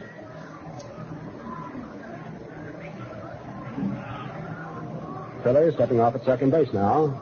Thompson playing a shallow third to Strickland. As the pitch is made, fired across the knees by Magley for strike 1 call. George Strickland, tall and slender. New Orleans, Louisiana. Strickland, feet wide, spread apart. Magley over his head, checks his runner over his right shoulder, delivers the plate, fast curve, swung on. There's a bounding ball hit down the dark. He's up with it, throws across the diamond in time, and George Strickland is out. Wertz, of course, on the play, holding right on at second as it was being made right in front of him. Alvin Dark's had a couple of tough chances, going deep in the hole over to his right. He's made the play. George Strickland has had 2 hard plays, and bounding balls hit right at his feet. He's come up with them nicely. So, all in all, we've had some pretty sparkling plays on the infield here so far. In some cases, they have been routine plays, but the boys have made them look good. Here's Jim Hegan, who came up in the second inning and was out number 2 in that inning by popping up and out to third baseman Hank Thompson just off to the left of pitcher's mound. Jim Hegan moving in. Batting number 8 in the order. He's from Lynn, Massachusetts, where he was born. Now lives out in Lakewood, Ohio. Takes first pitch and it crosses him. Forward in there at the knees for a strike. 2 down, 1 on. Vic Wertz opened with a single dumped into left field. Moved down to second on the infield ground out by Dave Philly, and he's still there. Still 2-2 ball game. We're in the top of the 4th inning at the Polo Ground. The curveball is taken and thrown through by Catcher Weston, trying to get the runner, but not in time. The ball scooting away from Williams, goes on out into short center field. So Victor Wertz decides he better hold right on at second. There'll be no error on the play. Weston was just trying to pick a man off at second base. He thought Wertz had a pretty good lead. So the count is 1-1 now on Jim Hegan. There's Wertz taking his lead again at second. Jim Hegan standing at the plate with a count of 1 ball, 1 strike. Sal Magley shakes off the sign offered by Weston. Shakes it off again. Once more he shakes it off. Now he's ready. Well, he and Weston have gotten together, and Jim Hegan decides they're taking too much time and steps away from the plate. Count on Jim Hegan, the Cleveland catcher, is 1 ball, 1 strike. The second time up, and he's 0-for-1.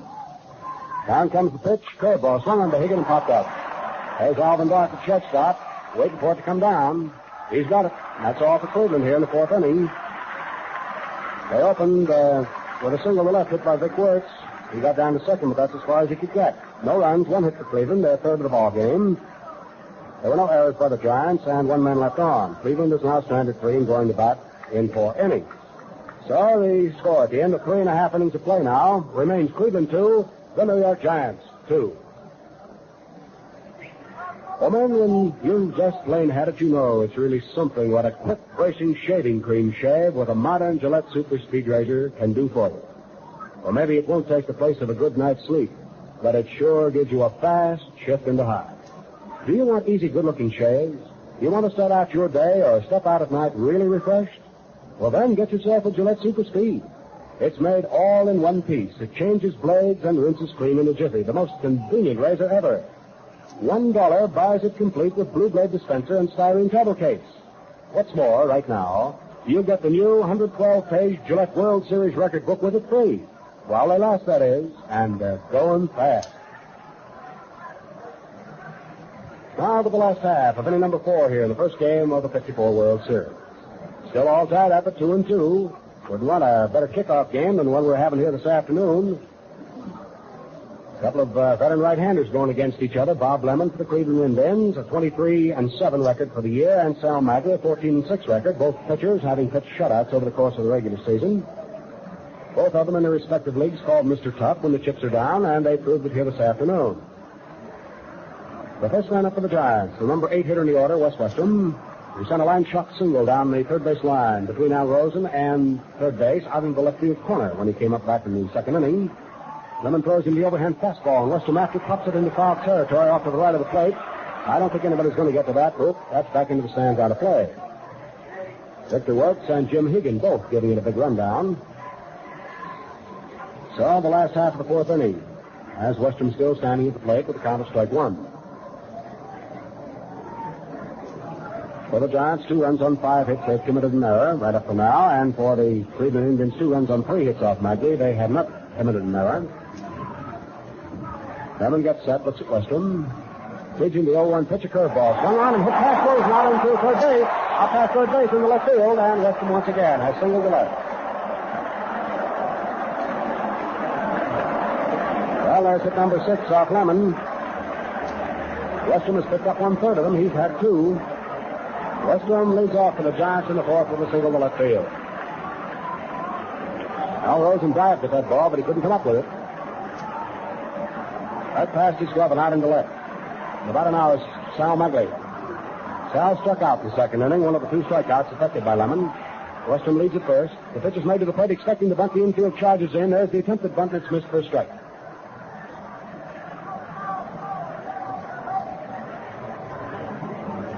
Sal will be watching Westrom. He's got to play it safely, too, at first base. Magley's got to get a hold of that ball, or there could be plenty of trouble. Infield pulled in, expecting the bunt again. Lemon delivers. Magley squares off to bunt the ball and then takes the pitch outside, and that's ball 1. 1 ball and 1 strike. Count on Sal Magley. He's been sent up to the plate, apparently to get that runner down to second. Freddie Fitzsimmons coaching down there. He's talking Westrom off at first. In comes the pitch, and there's the curve outside as Magley bluffs the bunt and takes the pitch again. 2 balls, 1 strike. A little tense situation right now.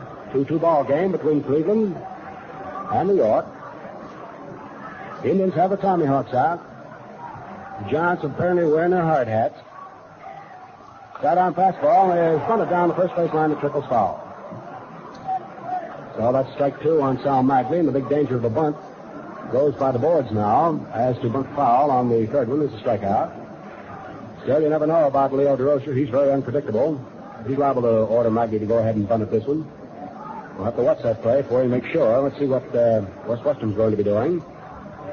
Right now, taking no lead at first. Wertz on the inside corner holding him. Rosen, he's still expecting the bunt, is playing a shallow third. Rest of the infield, that is the second base combination, to move back, hoping, of course, for a chance to get a twin killing. There is the attempted bunt, missed completely, and a strike 3. So DeRocher kept it on. Magley is out. That for Lemon is his 3rd strikeout. An attempted bunt was missed completely. So Western is still at first. We have 1 out here in the last half of the 4th inning on the New York Giants, and Whitey Lockman coming up for his 3rd at-bat of the day. He's 1 for 2. Tried to bunt one past the mound in the first inning. Was successful in that, but Bobby Avila coming in fast, scooped up and threw to first, and that was all for Whitey Lockman. Whitey singled right in the 3rd inning to lead the inning off, and later came around to score on a hit back through the middle and a force out. Lockman batting left-handed. Started off today, that is his regular season, he hit .251. Takes fastball, fired by Lemon under the knees for ball 1. Outfield playing fan around the right to Whitey. The old man playing deep in the outfield is Dave Philly, the right fielder. He's playing straightaway right, playing deep. Victor Wertz partway back to his fielding depth with his left-hand hitter up there. Westrom leads at first. Lemon pitches, Lockman swings and beats it into the ground foul. Last half of inning number 4, the first game of the 54 series. All tied up at 2-2. Giants with 1 out have a potential tie-breaking run on at first in West Westrom, who opened with his 2nd straight single, hit to left field.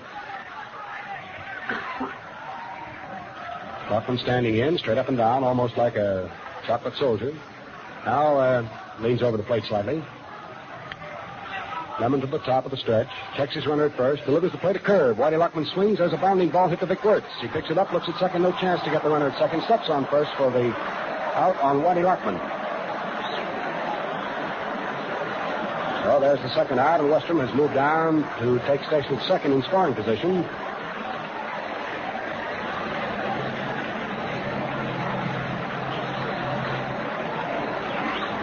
Coming up to the plate now, hitting right-handed, is Alvin Dark. Alvin hit behind, rather not behind, but hit into center field, right up the backbone of the diamond. And Whitey Lockman was on at first base. In the 3rd inning, moved Whitey all the way around 3rd. Alvin Dark standing in.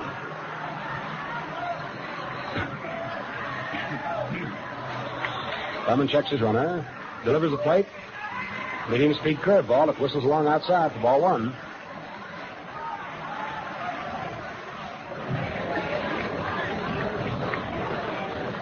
Doc looks around at Herman Franks to take the sign.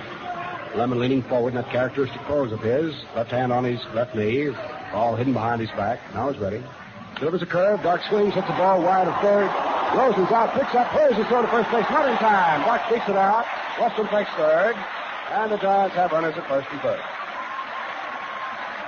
Very nice stop by third baseman Al Rosen to keep that ball from going into left field. But he couldn't recover himself in time, and it goes as a base hit. So Alvin Dark gets his second base hit. He is 2 for 2 officially. So Western is down at third. Alvin Dark is at first, 2 outs. Hit number 7 off Lemon. Check me on that, Jim. Is that hit number 7? That's right, isn't it? Hit number 7 now. Coming up to the plate now is Don Mueller, who has one of the 7 base hits. Got that back in the first inning. Has a golden opportunity here to put the Giants out in front. As with 2 down, they have runners at first and third. Second is open. Lemon delivers. Mueller swings. There's a bounding ball to Victor Wertz, who down on one knee, picks it up, reaches over in 2 steps, plants his foot on first base, and that is all for Mueller. So that's all for the Giants here in the 4th inning.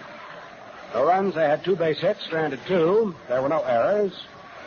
So let's see. There'll be 2, 4, 6, 7 men the Giants have left on here and going to bat 4 times. And the score at the end of the 4th inning remains the New York Giants 2 and the visiting Cleveland Indians 2.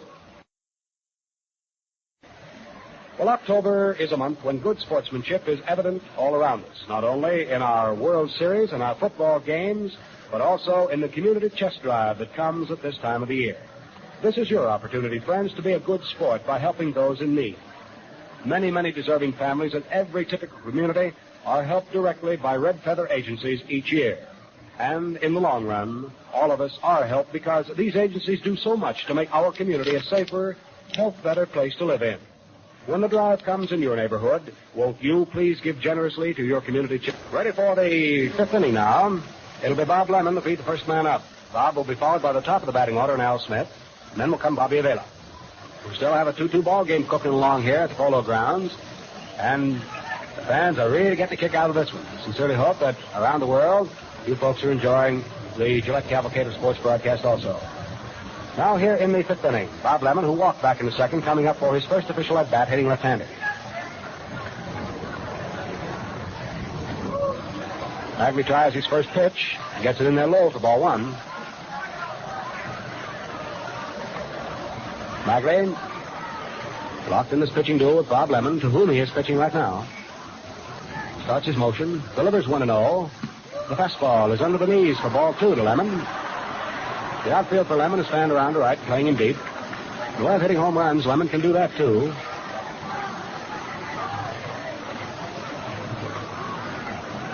Bagley up over his head, kicks and throws. The curveball, fast curve, is off the inside corner, right on the inside corner, just off the belt. Strike 1. 2-1, the count on Bob Lemon. It's Cleveland's leadoff man here in the 5th inning, the 2-2 ball game. Bagley fires away at that plate, 2-1. Curveball is over for a strike 2 call. Bagley back to visit the rosin bag, snaps it away. Grinds that ball around the palms of his hands, slips his glove back on. Lemon waits for him very patiently, standing about 3/4 deep, straight away. The 2-2 pitch by Bagley. An overhand curveball swung on by Lemon and beaten foul into the ground. Count holds, 2 balls, 2 strikes.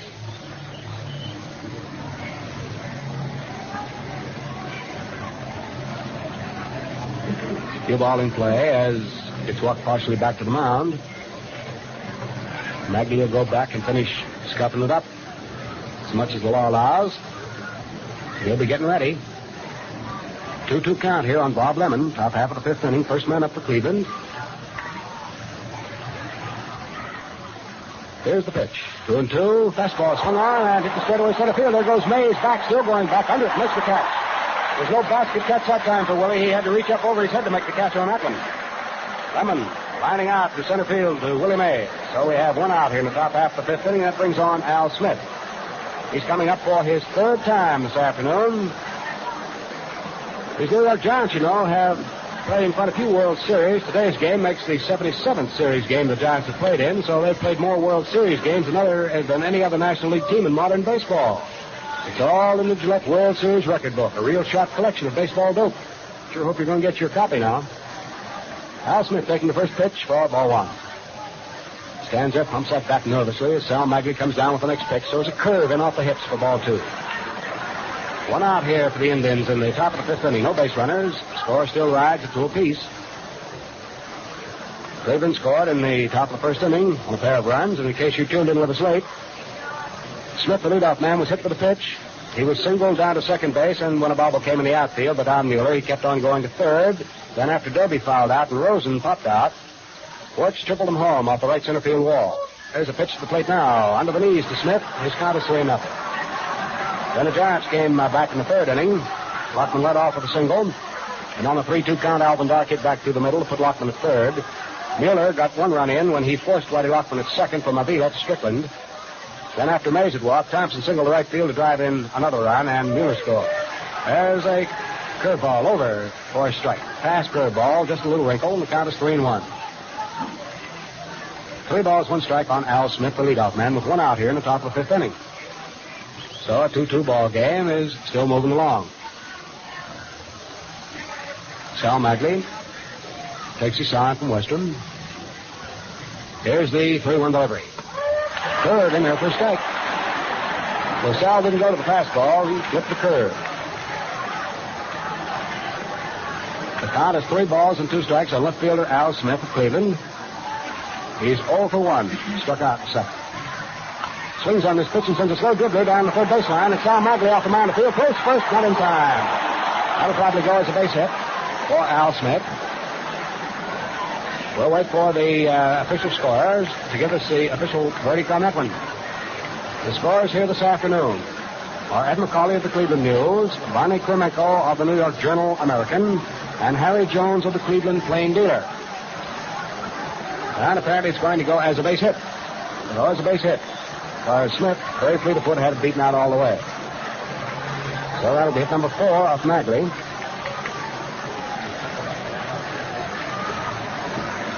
Bobby Avila. Bobby hitting right-handed. He has 1 for 2. Dumped a single to right center field back in the first inning. Figured very much in the uprising that got the Cleveland Indians a pair of runs. And Avila came along in the second inning, or rather the third inning, and fouled up to the catcher. Next curveball, it's flipped over for a strike. Magley pulling a string on that one, getting it in there just about waist high. The runner at first base is Al Smith. Magley checks his runner at first, looks down at Avila, comes in with the curveball, and Avila takes it outside to throw the first, trying to get Al Smith. Is not in time. So Western apparently had called for the pitch out. Down in the bullpen for the Giants, the veteran right-hander, Marv Grissom, and the left-hander, Don Little, are both warming up and getting ready in case Sal Magley should have any difficulty here in the 5th. Sal may have pulled the bat back when he went after that slow-bounding ball hit off to the left of the mound, to his right. Good ball to Avila, swung on. There's a high fly ball deep into left field. Monty Irvin is under it. It's going to be a routine chance for Monty. He's got it. And Smith has to come hurrying back first. So Avila flies deep to left field to Monty Irvin for out number 2. And the batter coming up now will be Larry Doby, the left-hand hitting center fielder, who led the ball club in home runs with 32 this year, and also runs batted in department with 126. 2-2 the score here between Cleveland and the Giants. We're in the top of the 5th inning. The possible tie-breaking run for Cleveland is on at first base. There are 2 down, and Magley is about to pitch now to left-hand batting Larry Doby.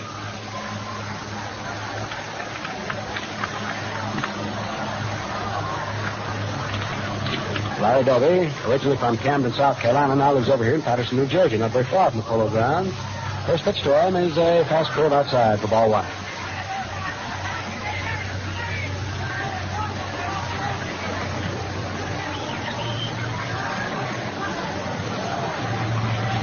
Doby's been quite a competitor since having come up with the Indians.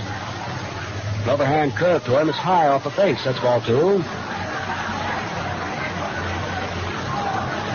Larry Doby, very fleet of foot. A fellow that can give that ball an awful long ride if he gets good solid wood on it. Al Smith, the runner at first base for Cleveland, has Whitey Lockman standing behind him as he takes his lead. Magley ready, pitches. Swung on. There's a little looping fly ball hit out into right field. It's going to drop in there for the base hit. Smith is on his way, moves on into third base as Mueller's throw comes into Alvin Dark at second. So Doby loops one into right field. Al Smith running on the blow with a pair down. Moves into third, and that's the 5th hit given up by Magley. And Western goes out to have a talk with him. So the Cleveland Indians are cooking up a little brew here that might be kind of bitter for the Giants to take. All depends on what Sal Magley's able to come up with here in the top of the fifth inning. He's going to pitch to Al Rosen. Al popped up to first base to Whitey Lockman back in the first inning, and then retired to side in the third by hitting a ground ball sharply to shortstop to Alvin Dark. Now with runners at first and third, second open and two down, Rosen comes up again. Ball game tied at 2 apiece. Magley with his work very definitely cut out for him is set. Checks his runners at both stations. An overhand curveball is thrown to Rosen, swung on and popped up into right field. Don Mueller comes over for a routine chance in right. Under it, makes the catch to retire to side. Well, the Cleveland threat passes for the boards here in the top half of the fifth inning. No runs, there were 2 base hits for Cleveland. Run their total of 5. There were no errors for the Giants, and Cleveland left the pair on to run the total there of 5. So the score at the end of 4 1/2 innings of play now. It is Cleveland 2, the New York Giants 2. Men, it's a safe bet that you'll feel like you've got out on the right side of the bed if you take a brisk shaving cream shave with the new Gillette Super Speed Razor. It's a wonderful lift in the clean, refreshing Gillette shave. A free copy of Gillette's World Series record book. This book is packed with series dope, so get your copy while they last. And now, ladies and gentlemen, it's been a terrific kick for me to be able to do the first 4 1/2 innings of the first game of the 1954 World Series. And I know you're down to hear a guy that Cleveland's been listening to for quite some time, and Cleveland's been liking for quite some time because he's a likable guy. Cleveland's fine broadcaster, Mr. Jimmy Dudley. I had the opportunity of working the All-Star game with Jim, and I have the opportunity, just as you have now, of leaning back and listen. Jim, come on, fella. Thank you very much, Al. And now it's play ball in the last half of the fifth inning with the score tied 2-2. Willie Mays, the Giants center fielder, steps into the batter's box, a right-hand batter, and Bob Lemon is ready to work to him. Mays, in the first inning, popped out and walked his second trip to the plate in the third. Here's the wind-up. The first pitch, Mays swings the ground ball to Rosen at third. Big hop taken. Here's the throw to first, and Mays is out. Mays grounding out. Rosen to Wertz, 5-3, in case you're scoring along with us. Bob Lemon, one of the most feared pitchers in the American League. A boy who keeps that ball low all the time. The umpires will tell you that he is one of the roughest in the business to call, in view of the fact that most of his stuff is from the waist right down to the knee. Hank Thompson, left-hand batter, steps in. Takes a strike with a fastball, nicking the inside corner knee-high. Thompson in the first inning grounded out, the first baseman unassisted, but singled into right field in the third. The wind-up. The next pitch is outside. The count even up. Ball 1 and strike 1. The score tied. Cleveland 2, New York 2. The Indians broke on top, scoring 2 runs in the first inning. The Giants coming back to tie it up in the last of the third. Outfielders playing Thompson to pull, deep and well around to right. The 1-1 pitch, a swing and a miss. He was out in front with it. Strike 2. Ball 1 and strike 2 the count. Lemon has given up a total of 7 hits. Magley, 5. The entire World Series between these two ball clubs promises to be just the same way. Nip and tuck all the way. Either team capable of coming up with an attack at any spot in the batting order. The 1-2 pitch. Ball 2 outside. A fastball broke away. Ball 2 and strike 2 the count on the batter. Thompson stands very deep in the batter's box. Bobby Avila back to the edge of the outfield grass, midway between first and second. Here's the wind-up and the 2-2 pitch. A swing and a miss. He struck him out. Thompson goes down swinging. 2 away. And the batter, number 20, Monty Irvin. Up twice, he is 0 for 2. Fouled out his first trip in the second inning and struck out in the third. That, by the way, was a big out for Lemon. And that a fly ball would have given them the run to put them ahead. They play him straight away. First pitch is too low. Ball 1 the count. Al Smith deep in left field and straight away.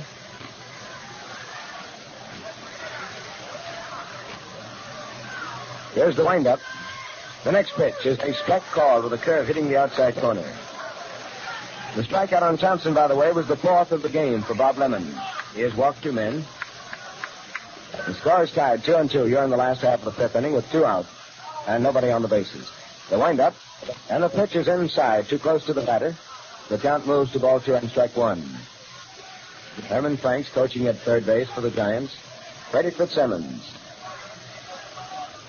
one of the game's great stars of the past, at first base. Dovey deep in straightaway in center field. The outfielders have a lot of room to roam in center, right center, and left center. The 2-1 pitch is swung on. There's a drive going deep and high out into left center. Dovey moves back a step or two. Waiting as he slaps the glove, he makes the catch, and the side is retired.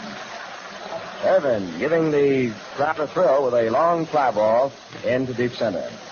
3 up and 3 down for the Giants. No runs, no hits.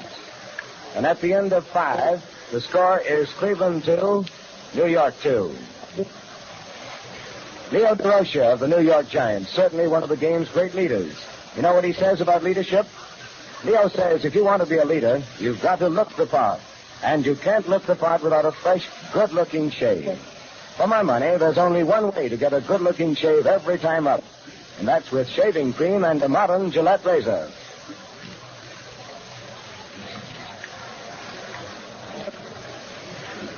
Well, at the halfway mark, in the 5 innings, the ground crew now are grooming the infield.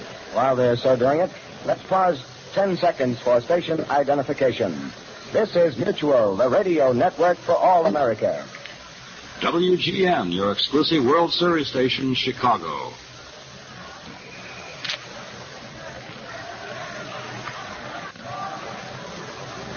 Back at the Polo Grounds in New York City, the scene of the playing of the first game of the 1954 World Series. Going into the first half of the 6th inning, it will be Vic Wertz leading off for Cleveland. The 5 inning totals on the ball game: Cleveland 2 runs, 5 hits, no errors. The Giants 2 runs, 7 hits, 1 error. Westram's throw to second. Davy Williams over to Dock, to Thompson, and back to the pitcher on the mound. The veteran Sal Magley drawing that all-important assignment of hailing the first game. Facing him now is Vic Wertz in the batter's box. He has 2 for 2. A triple in the first inning to drive in 2 runs. A single in the 4th to lead off. He was left stranded. First pitch, he swings and wraps a line drive into right field. Another base hit. Coming over fast for it is Don Mueller. The throw is to first base. It's over the first baseman's head, and it gets away from the catcher. First base is to second. He makes the turn there and holds up. Westram chases for the ball back to the stands. Mueller's throw surprised everybody. Whitey Laughlin, the first baseman, leaped for it. He had no chance to get it, and it's an error charged to Don Mueller on the throw.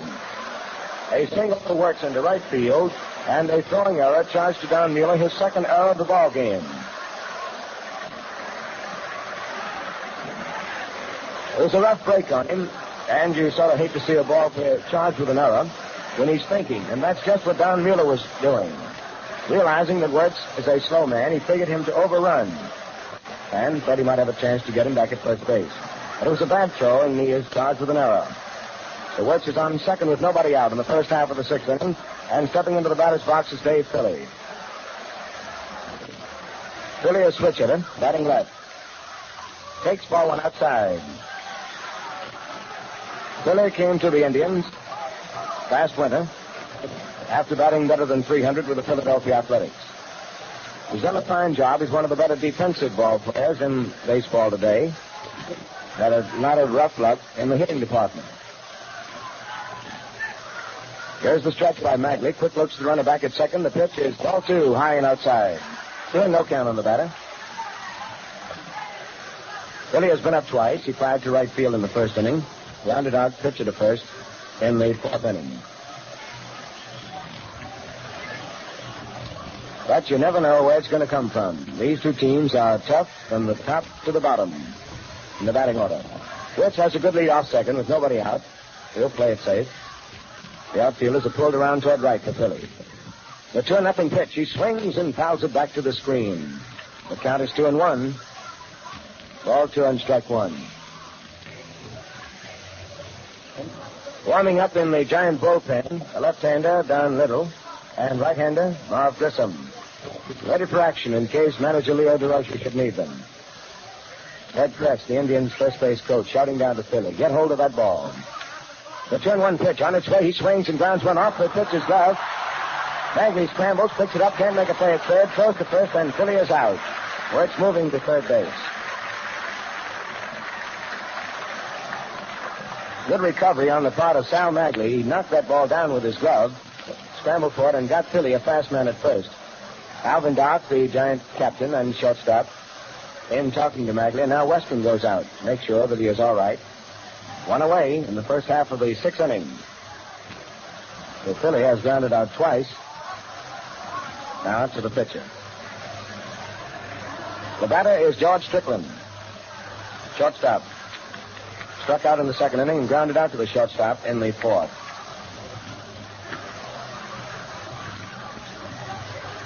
One away, a man on first.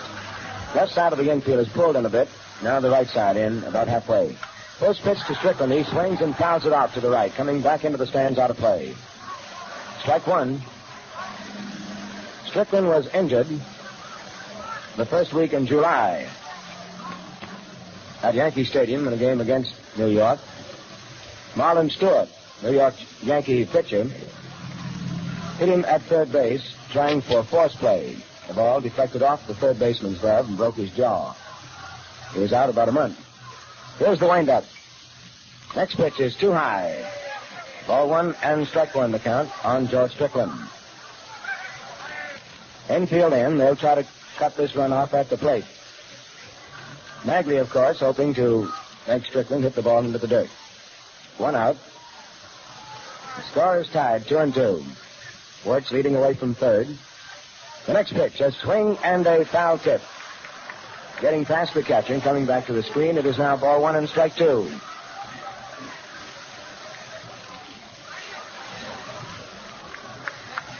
Magley, while winning 14 ball games, losing only 6 during the regular season, proved to be DeRocha's stop pitcher. That pitcher for the big, all-important game. Thus, he drew the assignment for this first game of the World Series. Antonelli, of course, was the big winner for the Giants. In action now, the 1-2 pitch, a swing and a fly ball hit into short left center. Alvin Dark is going back for it. He's under now and makes the catch. Wertz holding up at third base. No chance to score, and there are 2 gone.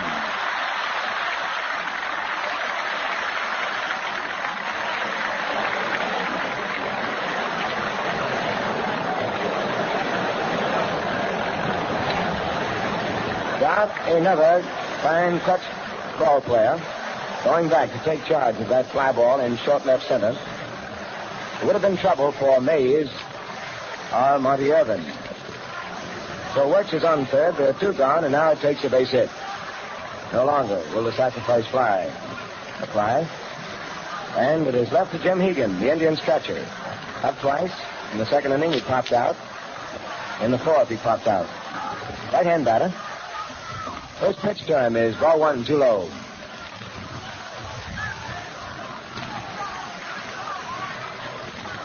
Magley, being very cautious. He's a pitcher who would waste his fastball and then make you go for the curve.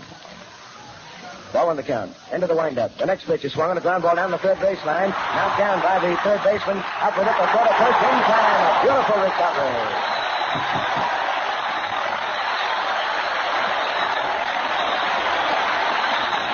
A fine recovery on the part of Hank Thompson. That ball was right over the bag. He knocked it down, scrambled for it in foul territory, and got his man with a fine, accurate throw. And Hegan is very fast. So the Indians get no runs. They had 1 hit. There was 1 Giant error, and 1 man was left on the base. So we go into the last half of the 6th inning with a score. Cleveland 2, New York 2. I wonder how many of you baseball fans know why third base is called the hot corner, or how the bullpen got its name. Well, you'll find the answers in the new Gillette World Series record book. But fans, that's only a patch on the raft of other facts and figures in this handy reference book. Its 112 pages are crammed with the scores of every past World Series game, records of every player, diagrams of all big league parts, basic rules, scoring instructions, a dictionary of baseball slang, and a wealth of other inside baseball facts. To get your copy free before tomorrow's game, ask for the new Gillette Super Speed Razor Set, $1. The record book attached is worth plenty, but costs you nothing extra.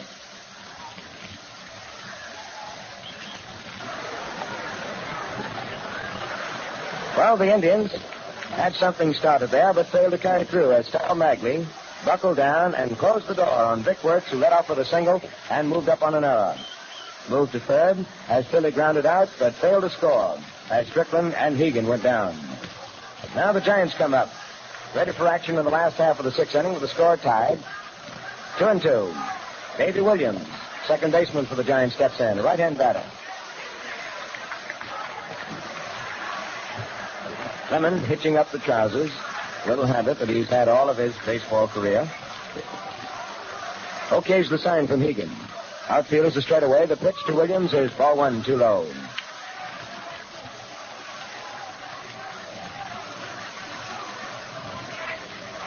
Ball one the count.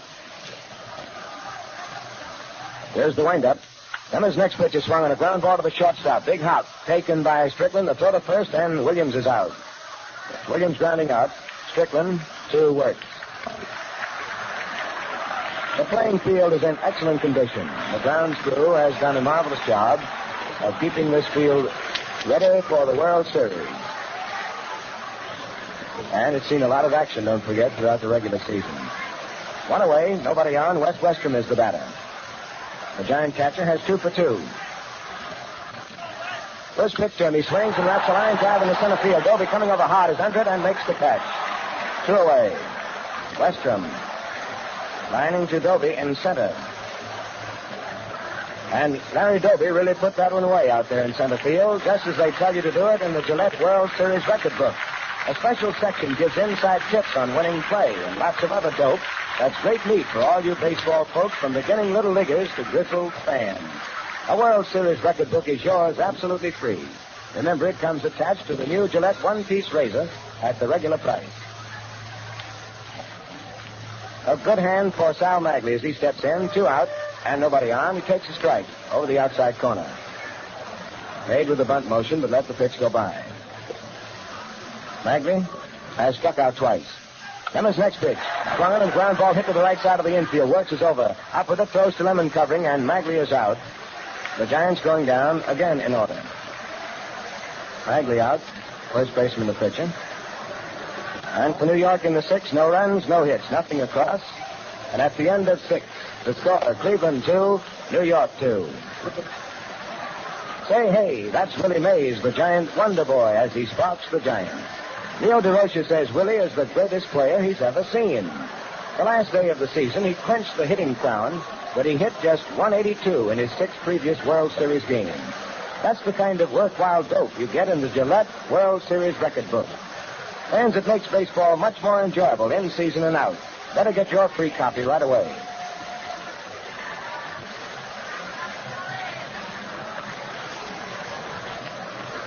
Well, these 2 pitchers have really settled down to their business.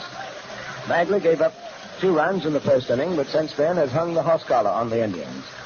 Lemon was tagged for 2 runs in the third to tie up the score. Here in the Mutual broadcast booth today, we're mighty proud of this little fact. This is the 5,000th baseball broadcast by the Armed Forces Radio Service to the men and women stationed overseas. It's estimated that our listening audience during the series is about 110 million people. Big Al, that's a lot of people. Man, I tell you frankly, I'd like to have a hot dog concession for that many people. You're not kidding. All right, it's play ball in the first half of the 7th inning. Lemon leads off. He swings on the first pitch and pops it up right by second base. Alvin Dark, shortstop, is under it. He has it for the first out. Lemon popped it out. Dark is certainly one of the great players in this series. He has played previously in 12 World Series games. The Indians remember him, of course, in the 1948 World Series as a member of the Boston Braves. And they've seen a lot of him in spring training. Here's Al Smith, the leadoff batter, number 32. Swings on the first pitch. It's a ground ball to the third baseman. Thompson taps it nicely. The throw to first, and Smith is out. Smith, one of the surprises of the 1954 season for the Indians, came to spring training more or less for the ride. But they got a look at him, he got a break, and he remained in the lineup. Has been a great help to Al Lopez and his tribe this year. There are 2 out, and the batter is Bobby Avila. He has 1 out of 3, a single in the first inning. Right-hand batter. Takes ball one, high and inside. Little Mexican pepper pot from Veracruz. Pride and joy of the folks down in Mexico. And by the way, he now is an owner of a ball club. He owns the Mexico City Reds. Next pitch turn is outside and low, a curveball breaking sharply. Ball 2, no strikes.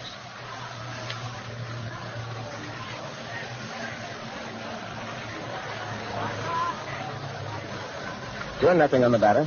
With 2 out and nobody on. The outfield playing a fielder straight away. He hits to all fields. Here's the windup. The next pitch is swung on a line drive to Thompson at third. He's out. Avila line to Hank Thompson at third base. And the fans are really getting a big thrill out of this as the 2 pitchers really knuckle down. For the Indians in the 7th, no runs, no hits, nothing across, and we go into the last half of the 7th inning. The score is Cleveland 2, New York 2. Ladies and gentlemen, Gillette presents the sharpest edges ever honed. To look sharp every time you shave, to feel sharp and be on the ball, just be sharp. Use Gillette Blue Blades for the quickest, slickest shave of all. Gillette Blue Blades are made to fit your razor to a T. They're double-edged, black and flat, for real economy to look sharp. Every time you shave, to feel sharp and be on the ball, just be sharp. Use Gillette Blue Blades for the quickest, slickest shave of all. Gillette Blue Blades and handy dispensers are 20 for 98, 10 for 49.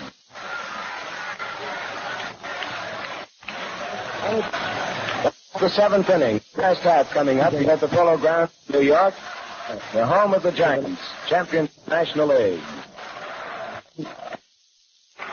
The lucky 7th inning. A tradition in baseball all these many great years. Leading off for the Giants, Whitey Lockman. They have the top of the batting order. Lockman has 1 out of 3. Single in the 3rd inning and scored the first Giant. Scored at 2-2. Lemon ready for work. Rocks into the windup. The first pitch is a strike call. The ball dropped down very quickly. The fella at one time played the outfield, played the infield, the pitching. Became one of the greats. Pitch is swung on. Now tipped into the dirt. His feet by Lockman. The count is 2. 0-2 on the Lockman. Recognized as one of the team's fine competitors. 2-ball crowd started out the 1954 season in training in Arizona. Traveled back from Arizona to their respective cities and leagues, and now meet again here in the fall.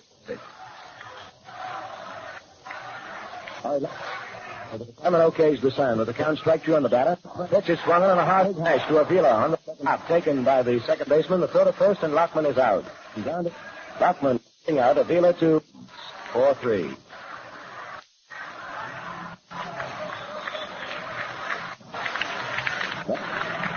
Lemon has retired 8 men in a row. And Magley has retired 6 in a row. In the last half of the 7th inning of the score tied. Alvin Dark steps in. Lemon's pitch turn is ball 1. High and inside. Giants wear the special made headgear on their bat. Mindful of the old steel helmet. The pitch is swung on a curve. Pops it up. To the third base side of the field. Rosen moving quickly in front of the Indian dugout, and he has it. Almost misjudged it as he was looking up into the sun. Fouled out to out. I noted that Rosen is not traveling under full speed. That leg is still bothering him quite a bit. Has a pull muscle, thigh muscle. It's difficult for him to move quickly and very fast. So there are 2, nobody on, and Tom Mueller stepping in. He has 1 out of 3 and has scored a run. Left-hand batter, he takes a strike. A fastball to the inside corner. Tie. Talking to Indian pitchers, while they have all the respect in the world for Willie Mays, they fear this boy, Mueller. Next pitch is swung on and hit foul down the baseline, outside the bag. Foul, strike 2. There's a ground hugger and a ripper that almost stayed in there fair. Got to go over that bat, remember. You can hit it, be over any part. Umpire Charlie Berry on the first base, called it. So strike 2. American League umpire on the first base side. And out in right field is Larry Knapp. Here's the wind-up. The next pitch is swung, and the line drive is into left field. But hit short and third. A base hit. Mueller makes the turn at first. Smith throw back to the infield. Holds him there, however. And it brings up Willie Mays.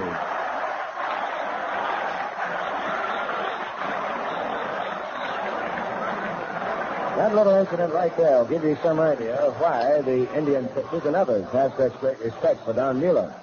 With 2 strikes on him. He whipped one to the opposite field. Willie Mays looking for his first World Series hit, stepped in.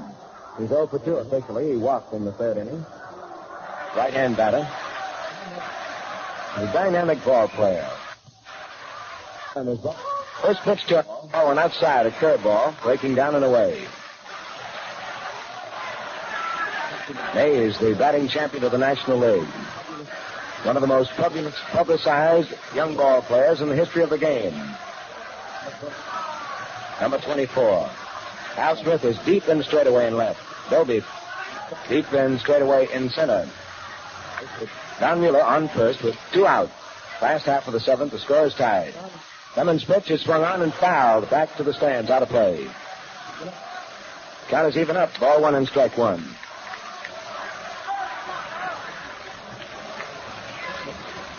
Yes, sir, there's always plenty of excitement at the old ball yard. And this one is no exception. The first game of the 1954 World Series. The Indians versus the Giants.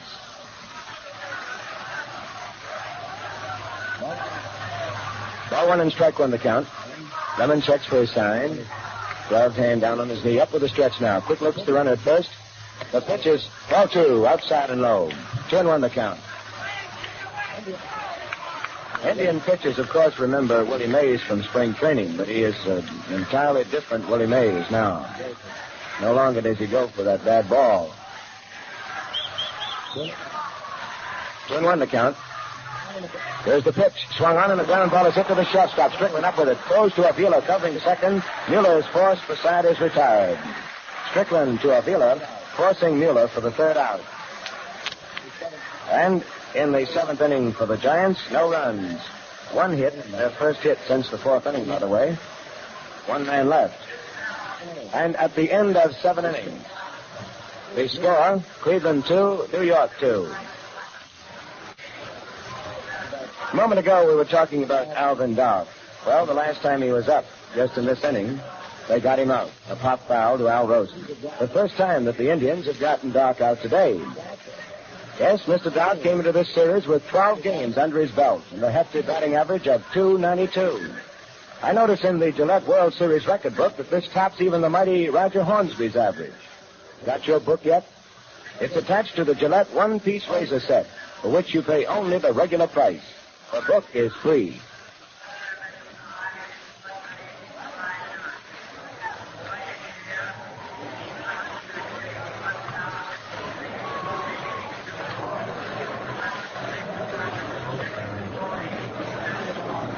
Now we head into the first half of the 8th inning. The score tied, Cleveland 2, New York 2. Larry Doby will be leading off for the Indians.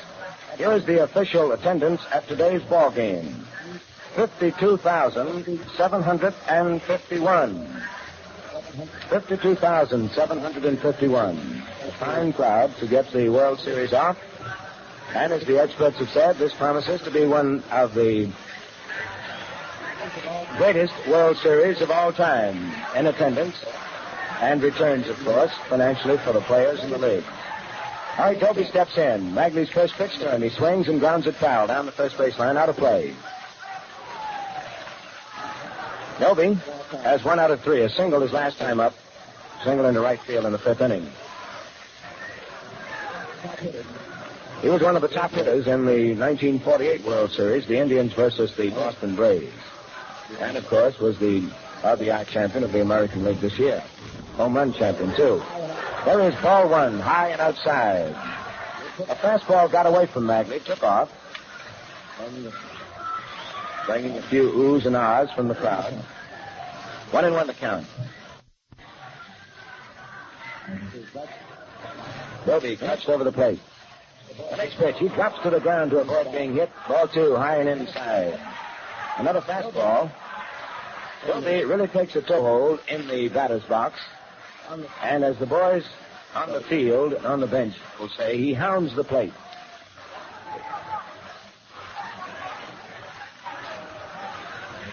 Looks mean up there as the pitcher looks toward him. The 2-1 pitch. Ball 3, high and outside. Dobie was ready to swing away on that 2-1. It takes ball 3 instead. 3-1 the count now. Outfielders pull deep and well around toward right. Right side of the infield, deep. Lockman at first. Davy Williams at second. On deck is Al Rosen. The 3-1 pitch. Dobie swings and he misses. Strike 2, and the string is out. Full count of 3-2 on the batter. Magley has given up 6 hits. Score is tied. Cleveland 2, New York 2. 3-2, and Magley checks with the catcher, Western. Works into the windup. And here's the payoff pitch. Ball 4, inside and low. Dobie works in for a walk. That is the second base on balls given up by Magley. He has 2 strikeouts, and again we have action down in the Giant bullpen. Don Little, the left-hander, who has really been getting a workout during this game, and Marv Grissom, right-hander. As Al Rosen steps into the batter's box. Grissom and Little getting ready down in the bullpen in case they're needed. Grissom was a great help to the Giants this year, winning 10 while losing only 7. All right, Rosen steps in, a right-hand batter. The first pitch to him is ball 1 inside and low. Dobie on first, leading off for the base on balls. Tie score, 2-2. First half of the 8th inning. Magley turns and throws to first, but Dobie is back. Magley, on that particular throw, walks toward the rubber, turns quickly, and fires to the first baseman. Dobie leads off. Here's the stretch. The pitch is swung on a ground ball, knocked down by a drive. The shortstop picks it up. Second, too late. All hands are safe, and Rosen is at first base, but again he was moving with a decided limp. And it is a base hit. An infield hit for Al Rosen as he hit one just to the right of shortstop Dodd. He knocked it down with his bare hand, tried for Dobie at second, but was too late. And Rosen gets his first hit of the day. Runners on first and second, nobody out, and the batter is Vic Wertz. Now Lockman moves in from his position at first base, and Thompson is in close to the edge of the infield grass. Time is called, however. Westrom goes out to talk to Magley, and now Freddie Fitzsimmons, first base coach, starts out of the Giant dugout, gets a call from Leo DeRocha, the manager, turns and looks back to him.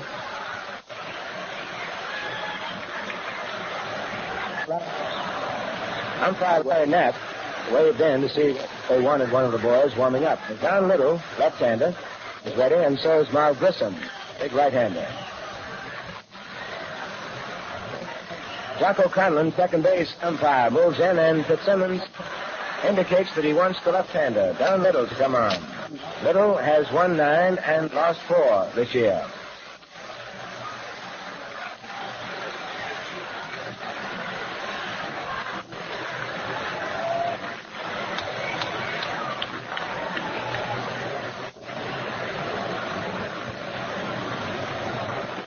So that is going to be all for Sal Magley. Magley has given up 8 hits. You know, there's never been a no-hit performance by any pitcher in a World Series game. That's just one of the many interesting facts covered in Gillette's wonderful new World Series record book. And remember, you get it free with a one-piece Gillette razor for the regular price.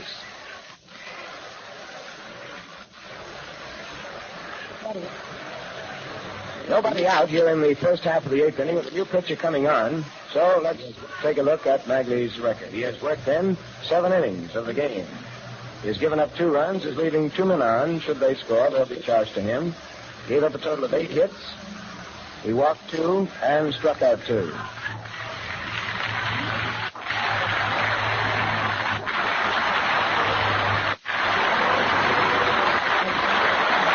Change that. Magley has given up just 7 hits. Thank you, Al. 7 hits. And the new pitcher down little. Magley making the long walk from the mound through center field and to the clubhouse. A pitcher going out of the game here at the Polo Grounds has just about the longest walk into the dressing room of any baseball. So Little is taking his warm-up. And while we're waiting, let's pause 10 seconds for station identification.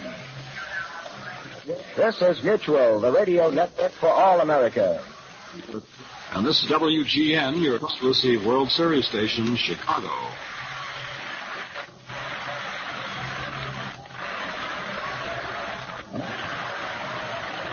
Now back at the Polo Grounds in New York, the new Giant pitcher Don Little out on the mound. Al Lopez, the Indian manager, came out to talk to Al Rosen. The runner at first, Rosen was limping very badly when he went down the line, but evidently he is going to stay in. I know that he wants to.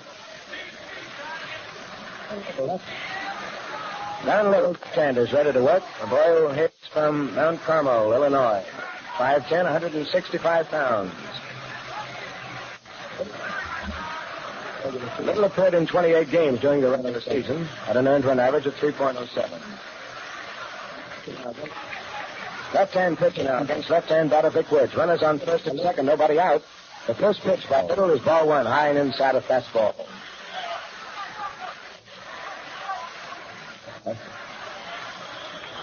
Slender bill, but he has a whale of a good fastball. Rosen on first, 3 on second, nobody out in the first of the 8th. Score tied 2-2. Next pitch is a strike with a curve, hitting the outside corner, breaking away. Vic Wertz, the Indian baseman up there now, has a perfect day this far. 3 hits and to the plate, a triple and 2 singles. Drove in the Indians 2 runs back in the first inning. Little is ready. The pitch, a bunt try. It's popped into the air, but nobody can get to it. Hank Thompson, the third baseman, tried. So did Little, the pitcher. But neither could reach it. And it is ball 1 and strike 2. Well, that's a light for Wertz. An attempted bunt. He popped it foul down the third base line. Ball 1. Ball 1 and strike 2. Batter on deck is Dave Philly. Doby drew a walk for the count 3-2. Took ball 1. Rosen single to the shortstop. For force play on Doby. And Rosen is given credit for the field hit. Nobody out. Little now for a sign. Up for the strip. A look back to the runner at second. Just swung on, and there's a drive going deep out into the center. Hayes is racing back, still going. And he makes a beautiful catch over his head. And Doby tags up at second and is moving to third. A beautiful, beautiful catch by Willie Mays.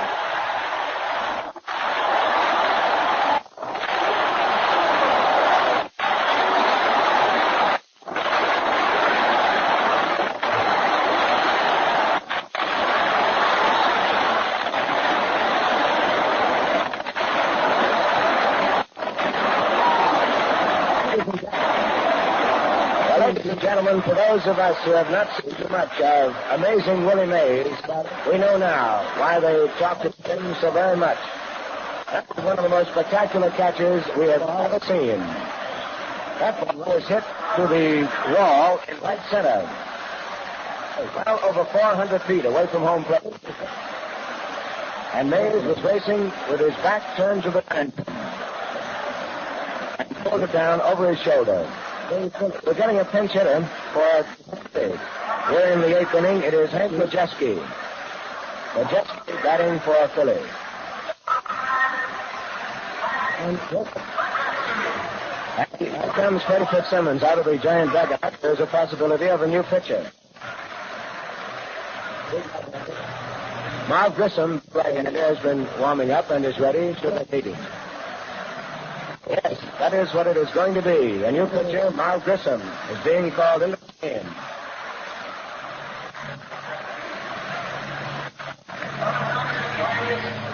Hank Majeski has a batting average of 281 for the regular season. However, that average doesn't tell the entire story. The veteran has really been a tremendous asset to Al Lopez and his tribe this year. He has moved in to play third, last, second, and has been a great help at the plate. Many of his hits driving in runs that have won ball games for the Indians. And now, right-hander coming into the game, we're going to get a switch in pinch hitters. Mitchell is coming out of the Indian dugout, swinging a couple of bats. And it is going to be Dale Mitchell batting for Hank Majeski. And the fans are getting a big thrill out of this battle of strategy between Al Lopez, manager of the Indians, and Leo DeRocha, the manager of the New York Giants.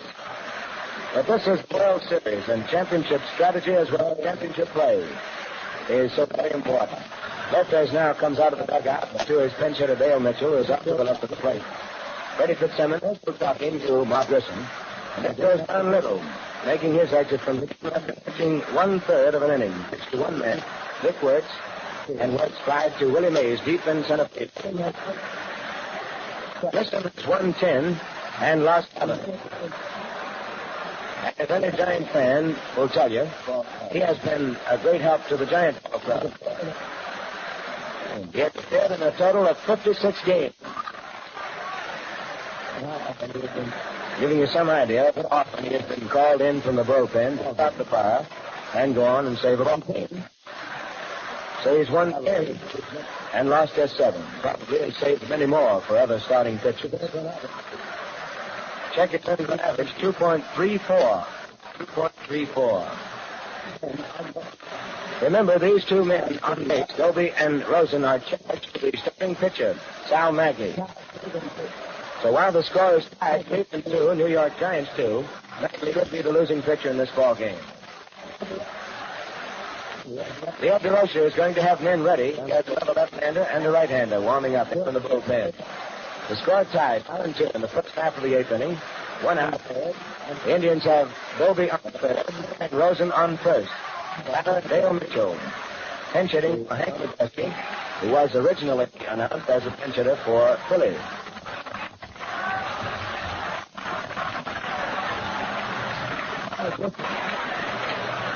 Mark Grissom steps onto the rubber now. This time, Dale Mitchell, a left-hand batter. Takes ball 1 high and outside. Ball on the count.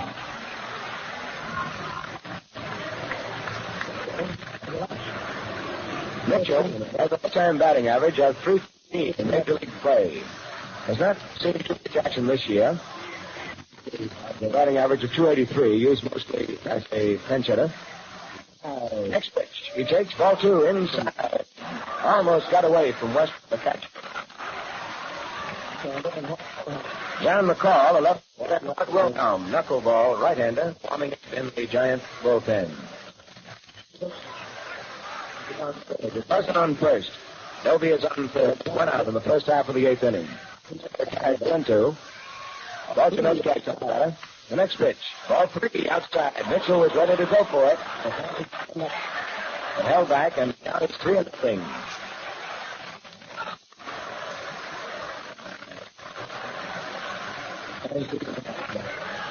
Mitchell stands deep in the batter's box, and while he can pull out to right field, he's capable of hitting the ball field. The next pitch, ball 4, high and outside, and on 4th base backwards, Mitchell takes a walk. The bases are loaded. The bases are loaded. Rosen moves to second. Doby holds at third, and Mitchell takes over at first base. The batter, due, is George Strickland, but now he is being called back and we're going to get a pinch hitter. Dave Pope, number 34, is coming up to the dugout. Pope is going to hit Strickland. Pope is a rookie outfielder up from Indianapolis of the American Association. He batted .294 for this year with the Indians in 60 ball games. Hit 4 home runs and drove in 12 runs. He's very fast and has a lot of promise as a coming star of the future. In the American Association, he practically tore that pitch apart last couple of years. He's a left-hand batter. Pope batting for Strickland. First pitch, he swings and taps it foul down the first base line. Rolled back into fair territory, but it had been fouled off his foot.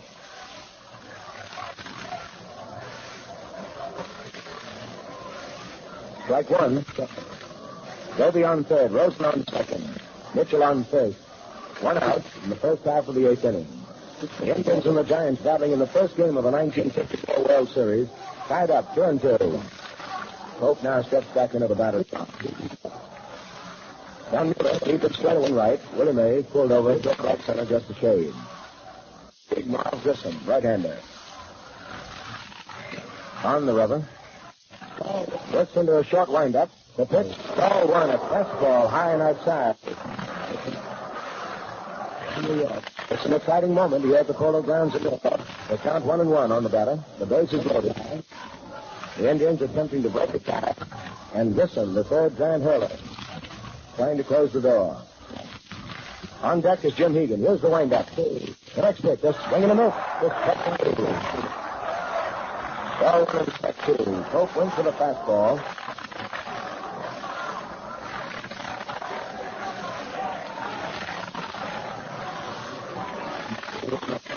Wilhelm and McCall continue to warm up for the Giants. Wilhelm, the fast knuckle. Left-hander, Johnny McCall. Bases are loaded for the Indians. 1 out. Here's the wind-up. The next pitch swung on and out into the stands, down the left field line, going into the upper lane. Out of play. Ball 1 and strike 2. Ed Kress is watching at first base, shouting encouragement down to the stands. The little round man, Tony Cuccinello, away from the coach's box at third base. 1 out. New ball in play. With punching Doby very close to the third. Here's the windup. 1 and 2 pitches. Strike 2 call. He struck him out.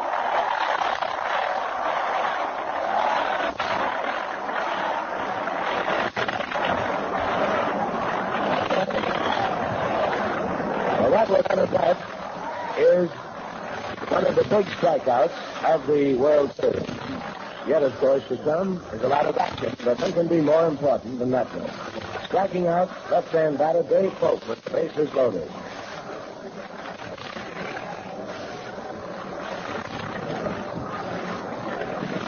Now Jim Hegan is up. Fans are still buzzing about Willie Mays and that great catch. You know, he went right back to the right center field wall to haul down that flag of Wertz. You'll find the diagram of the Polo Grounds showing distances to all fences on page 26 of the new Gillette World Series record book. Be sure you get yours. All right, Jim Hegan is up. The first pitch coming on to him. Ball 1 high and inside. Ball in the count. There are 2 out. The bases are loaded. Score tied 2-2. Martin, big right-hander, relief pitcher for the Giants. There's the pitch. Hegan swings and popped it up. Off to the right of the plate. Weston racing for it. He can't get to it. It's back onto the top of the dugout. Good run by Weston, but he couldn't reach it. And the count is even. Ball 1 and strike 1. Hegan hit that ball right on the fist and cracked his back. That boy brings him another piece of wood. 1-1 the count on the batter. Jim Hegan. He is 0 for 3. Doby led off with a walk. Rosen singled off the shortstop's hand. Wertz flied deep to center. And Mitchell walked, batting for Majeski. The bases are loaded with 2 out. Here's the windup. And the pitch. Hegan swings and fouls it back out of play. Strike 2. Ball 1 and strike 2 to count. And now with the count in favor of the pitcher, Weston counts the time, walks out to talk to Grissom. Pats him on the seat of the pants. They're 2 out. The score tied. The Indians got 2 runs in the first. The Giants tied it up in the last of the third. First half of the 8th inning. The runners move off. They're ready to go with the crack of the bat. They're 2 out. Grissom still watching Doby closely. All right, the 1-2 pitch. Fouled back. Hegan got a piece of it to stay alive.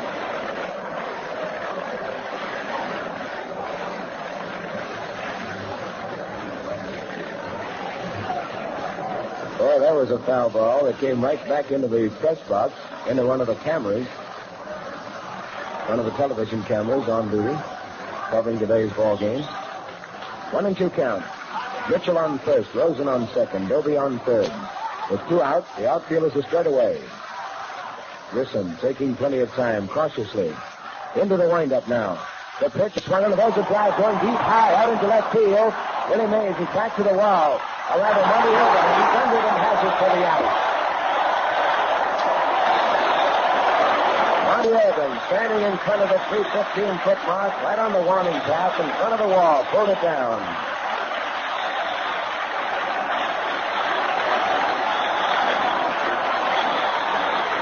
And fans, there is a great bit of relief pitching. John Little and Marv Grissom closing the door on the Indians. They get no runs. They had 1 hit. There were 2 bases on balls and 3 men left. And going into the last half of the 8th inning, the score is Cleveland 2, New York 2. Fans, let's face it. There's nothing that can make your alarm clock sound like sweet music. But when it's hard to get underway, a good Gillette wake-up shave will help you get ready for action on a sleepy morning. Yes, sir, there's plenty of lift packed into a shaving cream shave with today's new Gillette Super Speed Razor. Now, if you haven't tried today's Gillette Super Speed Razor, you're missing something really great. You change blades in a flash and just rinse it to clean. It's made in 1 piece, nothing to take apart. And it's double-edged for extra convenience and economy. The price? Only $1, complete with traveling case and blue blade dispenser. And while they last, you get the new Gillette World Series record book free. A great little book that helps you get more fun out of baseball all year long.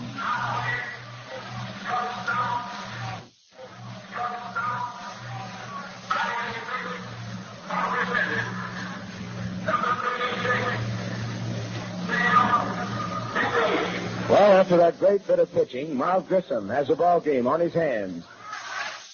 Fans, let's face it. There's nothing that can make your alarm clock sound like sweet music. But when it's hard to get underway, a good Gillette wake-up shave will help you get for action sleepy morning. Yes, sir, there's plenty of lift packed in their shaving cream shave with today's new Gillette Super Speed Razor. Now, if you try today's Gillette Super Speed Razor, you're missing something really good. You change blades in a flash and just rinse it to the... And it's double-edged for extra convenience and economy. The price? Only $1, complete with traveling stick and blue blade dispenser.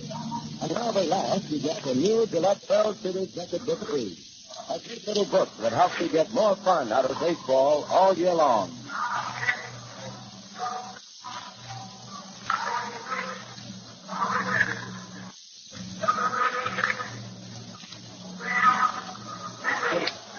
That takes Cal Magley out of the game. It is now Marv Grissom's ball game to win, to lose. Changes in the Indian lineup. At shortstop, Sam Denty. Sam Denty is at shortstop for the Indians, and Pope goes into right field. Dave Pope in right, and Denty short. Denty playing his first World Series game. Batter for the Giants is Henry Thompson, the third baseman. Left-hand batter, Evans pitch turn on outside. Indians had a glorious opportunity. Failed to capitalize on it. And it's still a tie game with the Giants now at bat. Thompson has 1 out of 3. It's in the game. Brings on the next pitch and hits the ball deep out into right field. And that ball is going to be fouled. Just on the wrong side of the white chalk mark. Foul back to it. Strike 1. 52,751 fans are watching that ball every inch of the way. Sure keeping score with us. Pope in right field will bat, and the number 7 and Benty is going to shortstop in the. All right, Lemon is ready. Ball 1 and strike 1 to count. The next pitch.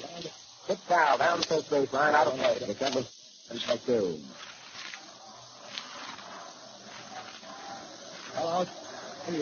Season long, people talking about the Indians' second line strength, inch strength. They're seeing some of it in action right now. Empty at short. They put him up. Nickel and Majesty, of course, were called on to pinch hit. Majesty did not get an opportunity. Ball 1 and strike 2. Here's the windup. The next pitch, swung on and a high popped out. Hit back of the plate, coming back into the stands, out of play. Egan started back for it, but no chance to reach it. So the count remains ball 1 and strike 2. The outfielder pulled around toward right. Johnson filling the crowd with a wallop off the right field wall, but foul. Johnson, the batter. On deck is Monty Irvin. Lemon has given up a total of 8 hits. The Indians have a total of 7. The next pitch is high and outside. Ball 2. Even up 2-2 now. Barnes and Hank Thompson. Third baseman. The wind is still strong, coming out of the southeast, going across from third to first. The next pitch. Kick foul down the first base line. Fielded by Frederick Simmons. A one-hand stop.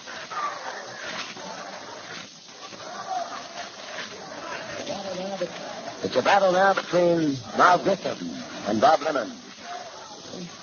And certainly, you have to give a big pat on the back to Leo DeRoche.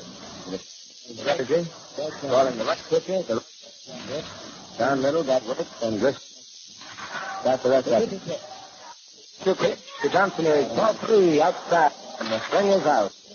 Full count of 3-2.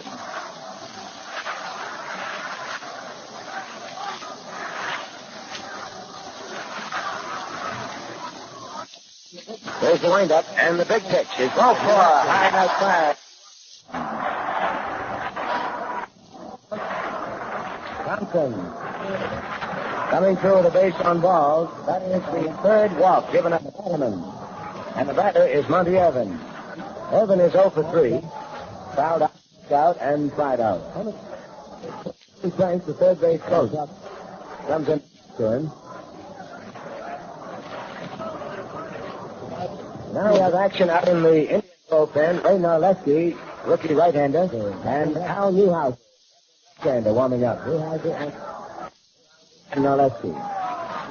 Score is tied 2-2, but the Giants have a runner on first with nobody out. Thompson, the base runner. The batter, Monty Irvin, right-hand batter, crouched over the plate. Rosen moving on the grass. The pitcher makes a bunt right in front of the plate of Beauty. Egan is up with it, can't make a play at second. Throws to Avila covering at first, and Irvin is out on a perfect sacrifice. As pretty a bunt as you want to see. He jumps it right out in front of the plate. No chance to play on the runner at second at all. A perfect sacrifice. One gone, and the bat. Irvin goes out 2-4. Catcher to the second baseman covering. So now, it's the runner on second. One away, and Davey Williams steps in. He is up 3. He's grounded out 3 times. Right and batter. Takes ball 1 outside and low. Ball 1 the count. Now the Giants have a right-hander warming up in the bullpen. Number 49, knuckleball Wilhelm. They want him out there in case they get down to the spot where they have to use the pinch hitter. Lemon okays the sign with the count, ball 1. The pitch is ball 2, outside and low. 2 no count. Hank Thompson, a fast man, is on second. The outfield pulled around toward left on Williams.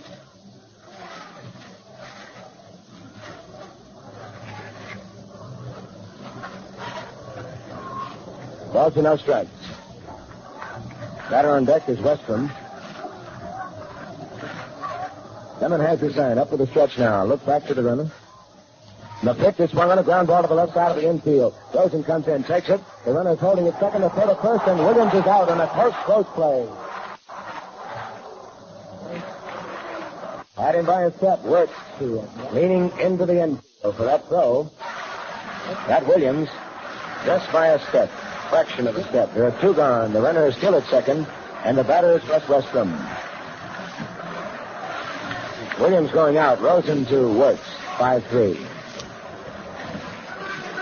This broadcast coming to you from the Polo Grounds in New York City, the home of the National League champion New York Giants. The first game of the 1954 Series. And if this is an indicator of what the others are to be, we'll be happy. The score is tied 2-2. Last of the 8th. 2 out. The Giants have a runner at second. Egan and Lemon had a little conference out there, midway between the mound and the plate. Westrom has been a surprise. In 3 trips to the plate, he has 2 hits. 2 singles into left. Right-hand batter. Lemon checks the runner back at second. First pitch. Ball one outside. A curve breaking wide of the plate. Ball one the count on Westrom.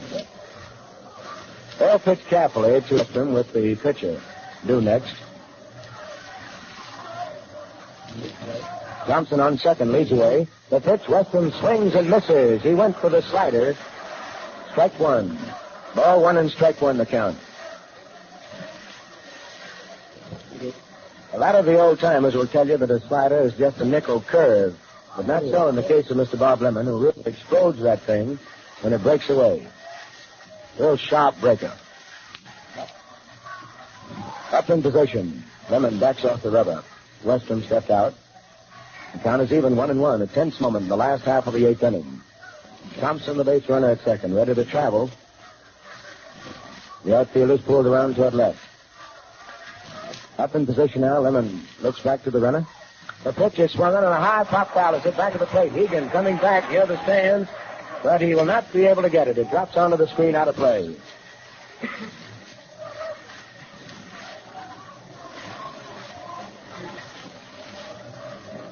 A large area gives the catchers and other players plenty of room to travel for foul balls. Third base and back to the plate. Whitey Lockman, the leadoff batter, and the man on deck for the Giants, calls Westrom over to him. Talks to him for a few seconds. You know, these ball players are always working at their business, thinking all the time. The man on deck, like Whitey Lockman, he'll switch him. Maybe he detects a little motion. It might give away a curveball or a fastball. So he passes it on to his teammate, the man who happens to be up there in the batter's box. That's what makes for championship play. The kind you see when the teams reach the Autumn Classic, the World Series. 1-2 the count. The next pitch fouled back to the screen out of play, and the count remains. Ball one and strike two. There are 2 out in the last half of the 8th inning. Runner Hank Thompson. And the ball game is tied to New York 2. Thompson left was sacrificed to second, but remained there. Grounded out. Lemon taking 9. Big man up there. A catch. He leans forward with the glove his knee, looks into it. It's 9. Now he's stretching. The next pitch is outside from the catcher. Hank Thompson makes the third, but holds up.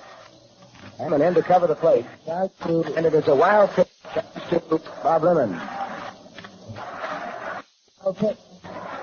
A wild Lemon. Yes, sir, we've had just about strikeouts. A wild pitch. Spectacular pitch in center field by good base running. Thompson is on third, moving a home. The count on the batter's ball. Lemon works into it. Westrom swung on to that the center field. Bobby comes on and pulls it down. It retires the side. Boy, that Westrom is really late. to that ball this afternoon. A line drive and playing him for it.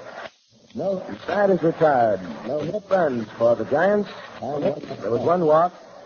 One man left. In the eighth inning, the score: 2, New York 2.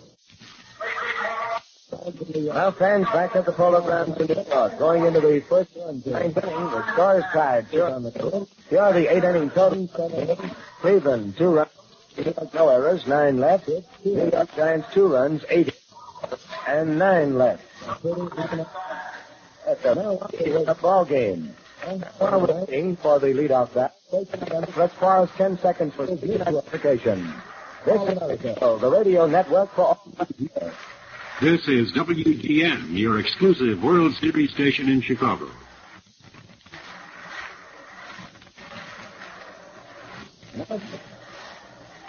Let's play ball here in the ninth inning. Bob Lemon is the leadoff batter for the Indians. He's walked once in 3 trips. Grissom's first pitch to Lemon. Ball one high and outside.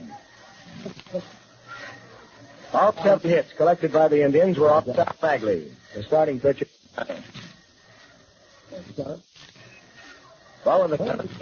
The next pitch to Lemon. He swings, but he misses. Strike 1. 1-1 the count.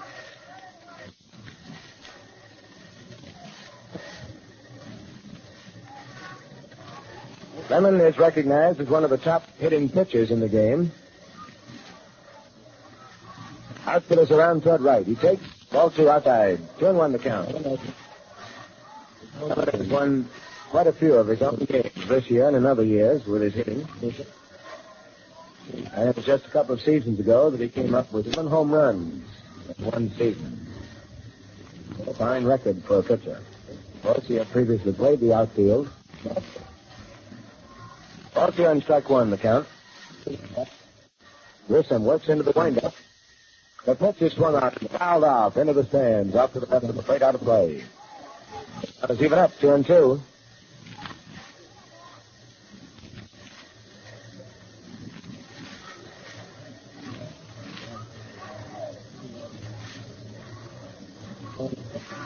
Lemon, left-hand batter, pops out his last trip to the plate in the 7th inning. Grissom locates the sign, the 2-2 pitch.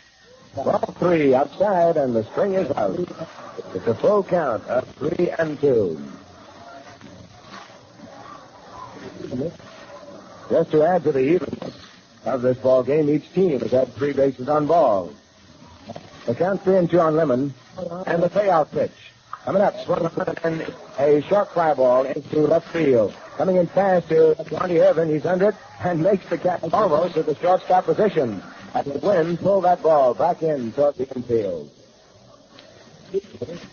Dow could have taken it easily, but he saw that Monty Irvin was on the run. And rather than disturb him, perhaps risk a collision, called him on for it. 1 away. Lemon pops to Monty Irvin. Here's Al Smith, the Indians' leadoff batter. Right-hand batter takes the fastball out to hit one.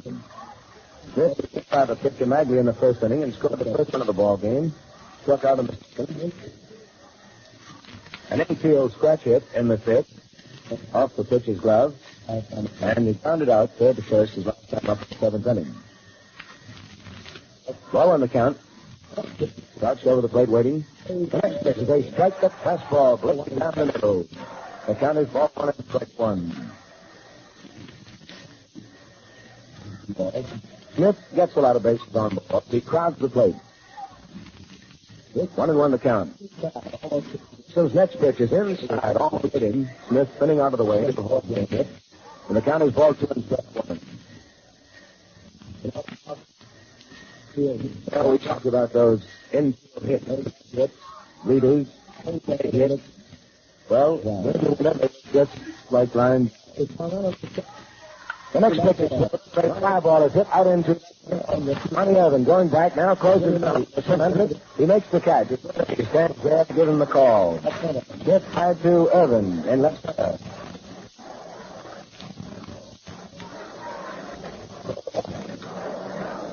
So Evans has made the last 3 outs. He hit the long fly by Jim Higgins in the strip back to the 315-foot mark. Well, with 2 out and nobody on, Bobby Avila steps into the batter's box. Right on today's ball game, there's been only one extra base hit. Vic Wertz with a quick first inning off the right center field wall. First pitch to Avila. His ball went outside. Little Pepperpot second baseman had 1 out of 4. The single in the first inning.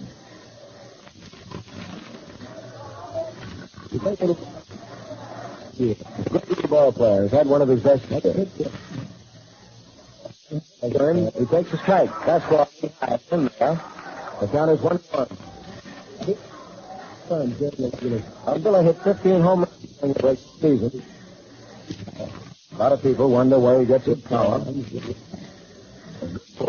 Good wrist action. 1-1 the count. Gibson's pitch. Swing and a miss. Strike 2.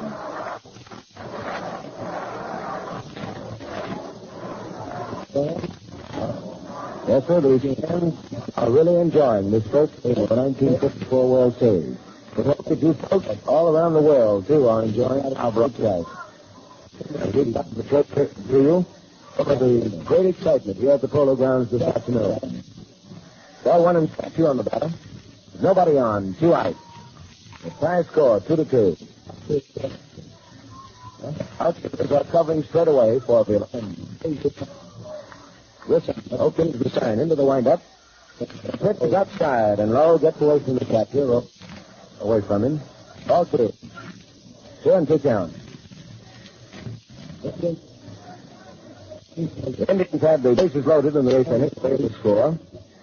A fine bit of relief pitching on the part of Don in the eighth inning. They to score. A fine bit of relief pitching on the part of Don Little and Mark Whipple. And the Giants had a man as far as third but failed to score. The count is 2-2. Larry Doby takes on back. First half of the inning. Here's the windup. And the 2-2 pitch. Swung on, and there's a high foul in the short left field. Monty Irvin is coming hard, still racing in as the wind holds it up. He pops the ball. Wheeler's trying for 2. Irvin kicking up close to second, but too late. Drop chance on Monty Irvin. And it is charged to Monty Irvin, the left fielder. Charged to Irvin. Trout went back to cover, but it was Irvin's ball that the wind played a very important part in holding that ball, actually bringing it back on the infield. It's an error on Monty Irvin, the third giant error of the game, and Avila is on second. With a tie-breaking run,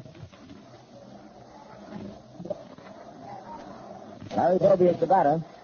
Weston now goes to Marv Grissom.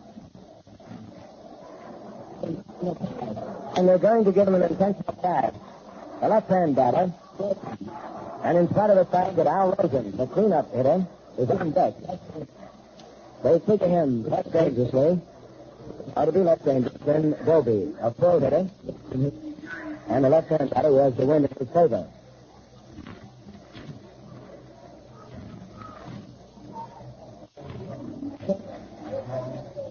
Left-hander Johnny McCall, Wyndham McCall, and right-hander Hort Wilhelm warming up in the Giant bullpen. All right, there's ball 4, and Doby takes his walk. An intentional pass, the second walk he's had, and the second walk given up by Gibson. This one intentional. The runners on first and second, making the fourth play possible, of course, and it brings up a right-hand batter. Al Rosen steps in. He has 1 out of 4 infield hit off Alvin Dark's hand last time up.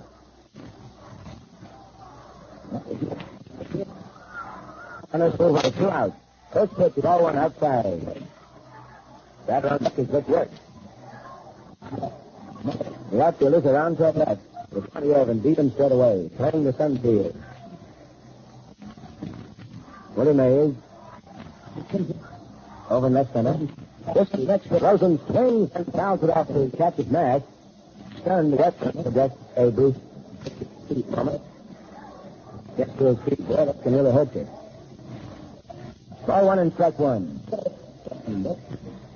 Avila is on second. Doby is on first with 2 outs here in the first half of the 9th inning. Score tied. Cleveland 2, New York 2.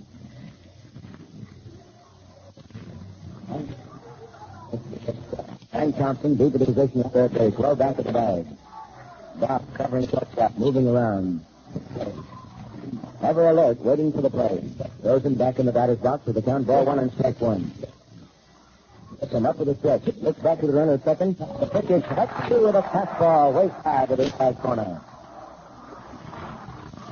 Ball 1 and strike 2.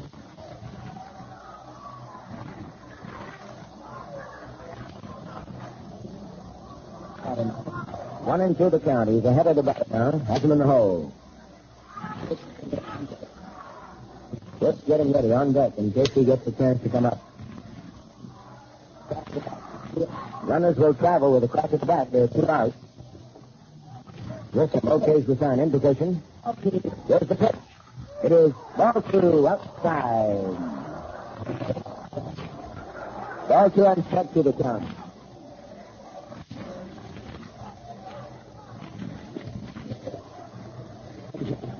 The moment these baseball fans love, that runner in scoring position. Look at the move. Al Rosen, taking a cleanup batter at the plate. Doby with a long lead off first. The 2-2 pitch. Fouled back to the screen, out of play. Count remains 2-2. Rosen, while he is a slugger, will change up as the pitcher works on him. Other times you'll see him with his hands right down the very end of that bat. Other times he moves up on the bat. He'll hit the right field or the right center. Instead of slugging for the long ball, he tries for that base hit. It will bring a run home. He's one of the game's great competitors. Aggressive, hard work. Here's the 2-2 pitch. All 3 outside and low, and the swing is out. It's a full count, and the runners will be moving with the pitch. Runners on first and second, 2 outs. The count 3-2. Al Lopez, the Indian manager, stalking the dugout floor, walking back and forth. Leo DeRosa right down below us doing the same. 3-2 count. The outfielders now have moved straight away. Here's the stretch. The runners are moving. The big pitch is swung on, and there's a fly ball into left field. Monty Evans moving in under this one now. He has it, and the side is retired.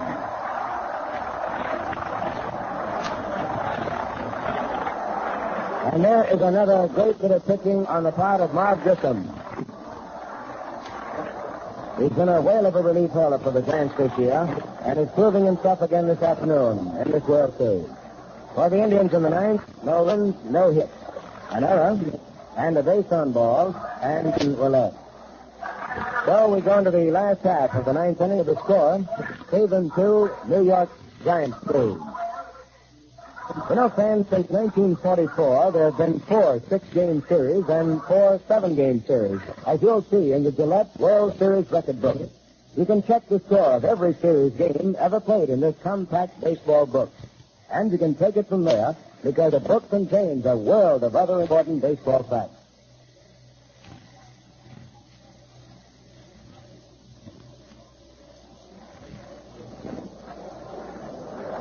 Moving into the last half of the ninth inning, the bench coming back. The pitcher, Marv Grissom, will be the leadoff batter. Then to the top of the batting order, Whitey Lockman, Alvin Dark. The heavy part of the Giant attack.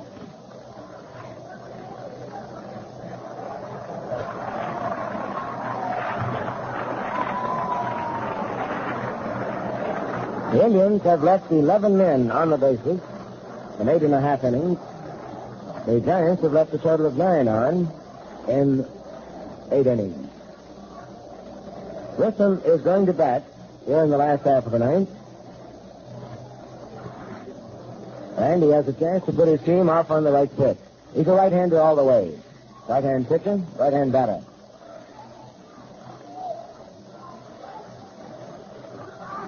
Lemon gave up 3 hits in the 3rd inning. That was when the Giants scored their 2 runs. He has walked 3 and struck out 4. Here's the windup. Lemon's first pitch to Grissom is ball 1 outside and low. Herman Frank, Giant coach at third base, shouting encouragement to Grissom. Bittner joining in from the coach's box at first base. Next pitch, Grissom swings and he misses a curveball. Boy, he's a big fella. If he ever connects on one, it'll take a ride. Ball 1 and strike 1. You watch some of these pitchers, you never know when they're going to conk it. There is a strike call as the curve hit the outside corner, breaking away. Ball 1 and strike 2. Lemon into the windup. Pitches and Grissom swings and misses. He struck him out. Strikeout number 5 for Bob Lemon.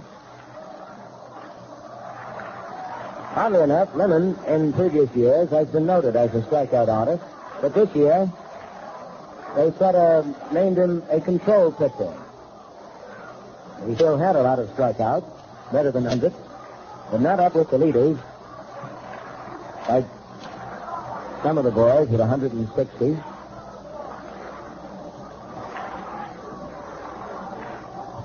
The next batter, Whitey Lockman, left-hand batter, steps in. First pitch to him is a strike call. The fastball got the inside corner knee high.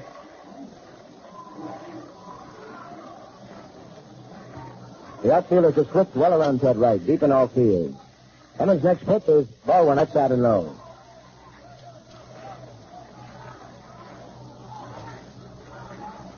Early Wynn, who will undoubtedly be the starting pitcher in tomorrow's ball game, was the strikeout pitcher with the Indians this year. 1-1 the count. On Lockman, 1 out. The next pitch is fouled into the dirt. Rolls back to the plate. And the count moves to ball 1 and strike 2.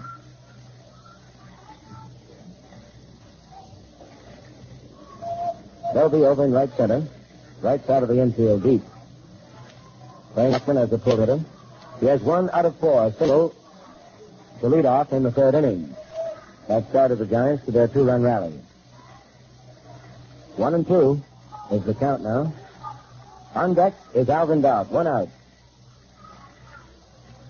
Lemon checks his time. Drops into the windup. The pitch is on and the ground ball is hit back to the pitcher's mound. Lemon takes it. The throw to first and Lockman is out. Going for that sinker, he tapped it toward the pitcher's mound. Lockman grounding out pitch to the first, 1-3. And that brings up Alvin Dock. He has a walk and 2 hits and 4 trips to the plate.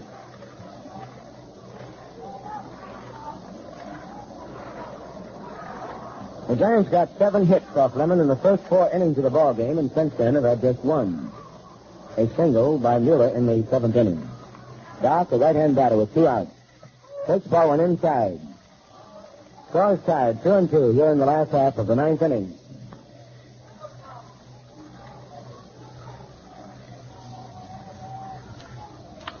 Here's the windup, and the next pitch is outside. Ball 2. Ball 2, no strike.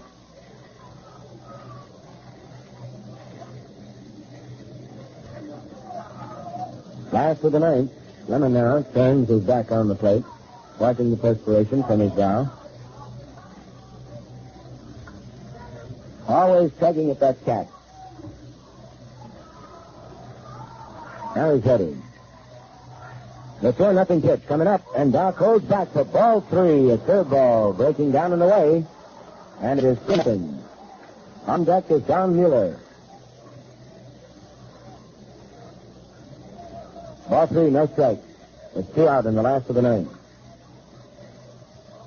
Lemmon's next pitch is fouled back to the screen. Strike 1. They gave him the go sign. 3-1. Lemon still has to come in with another. Rubbing up the new ball thrown out to him.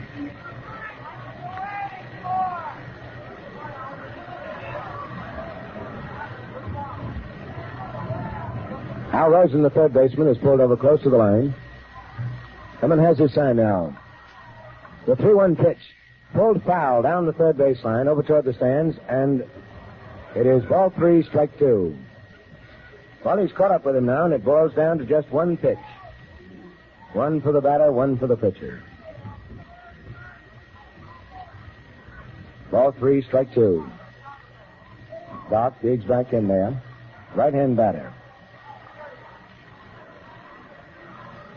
One of the game's real tough competitors. Hard to get out. Lemon works into the windup.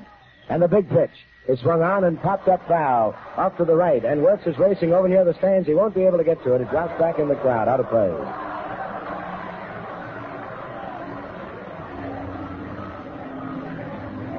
Well, the fans have had their share of souvenirs in the stands. None in home run territory.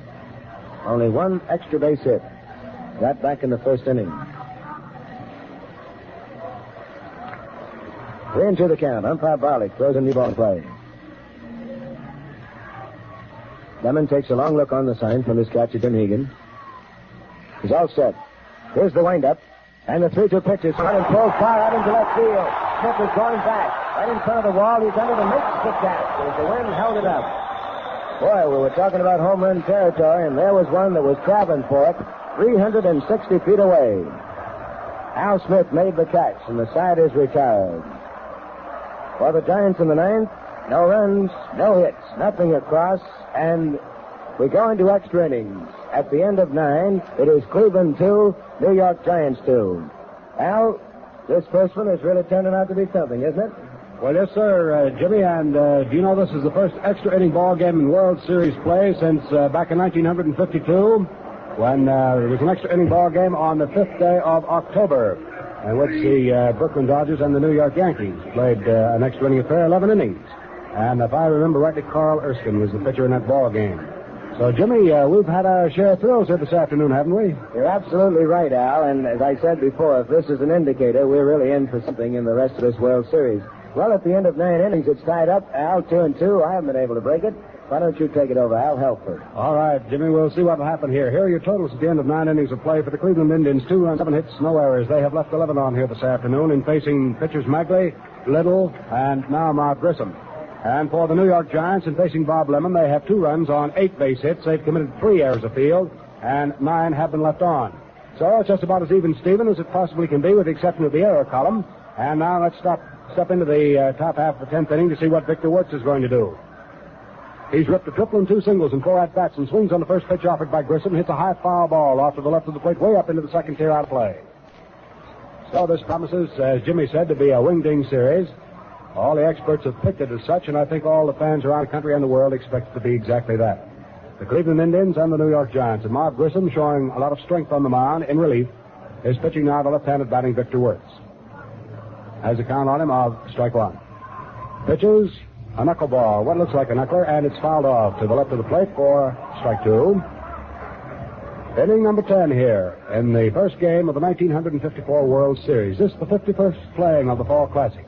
And right now the shadows are beginning to fall here over Coogan's Bluff and over the playing diamond at the ground.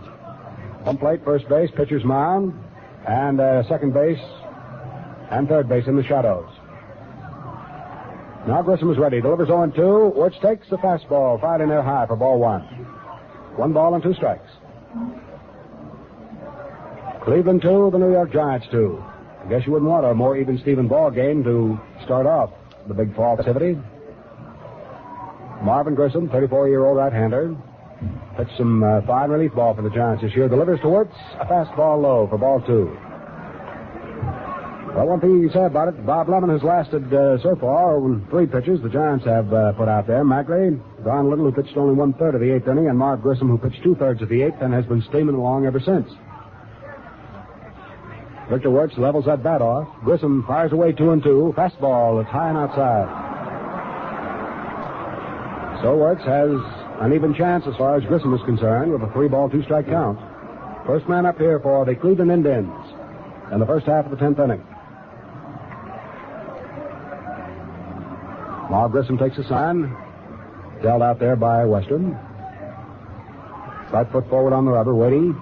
Now he starts his motion. The 3-2 pitch to the plate to Wertz is swung on. There's a high fly ball hit down the left field line, curving foul up into the second tier out of play.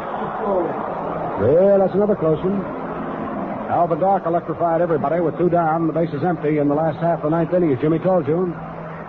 Had a high, towering drive deep into left field where Al Smith was able to get under it and make the catch. It was something like the one that was hit out there to Marty Irvin. Just missed the overhanging facade here at the Polo Grounds by a scant few feet. Been quite a ball game here this afternoon. Now the next 3-2 pitch here on Victor Wertz. Grissom cuts it loose, an overhand fastball. And there's a line shot hit to left field. It's curving just outside foul. Victor Wertz all the way down to first base. It carried his bat with him. He didn't even drop it. He just tucked it under his arm and started to run. By the barest of margins, that becomes a foul ball, and Wertz still has a count of 3-2. So far, with Wertz, Mr. Grissom has a living sort of a charmed life. That buzzed the fans here at the Polo Grounds, make no mistake. Now Wertz gets that. I think my friend Jimmy here almost swallowed his chewing gum.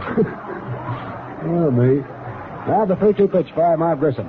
An overhand fastball swung on by Wertz. There's a long drive deep in the left center field. Willie Mays going to have to hurry if he's going to get this one. He's not going to get it. It's in the alley in left center field for the bases. Victor Wertz on his way to second. Here comes Willie Mays' throw into Alvin Dark at short. It's a stand-up two-bagger for Victor Wertz. He has the only extra base blows in the ball game today. A triple and now a double. Victor Wertz, a double to deep left center field. Well, Willie Mays made one spectacular catch on Victor Wertz back in the 8th inning. Jimmy Dudley told you, going deep in the right center field, taking the ball over his shoulder, much in the manner and then catch a forward pass of his quarterback. Mays turned around, his quick throw in. Held things down pretty much. Now, Rudy Regalado is coming out of the bullpen. He's going to run for Victor Wertz. Rudy Regalado, the kid from California. Round of applause for Vic Wertz, and he deserved it.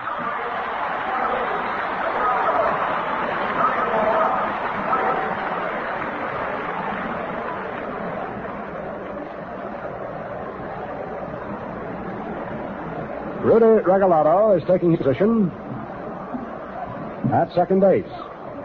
Regalado, the young fellow who came out of California to make himself a spot on the ball club. Rudy's from Los Angeles, California. That is, he was born there and still raised there. Was raised there and still lives there. 6 feet 185 pounds.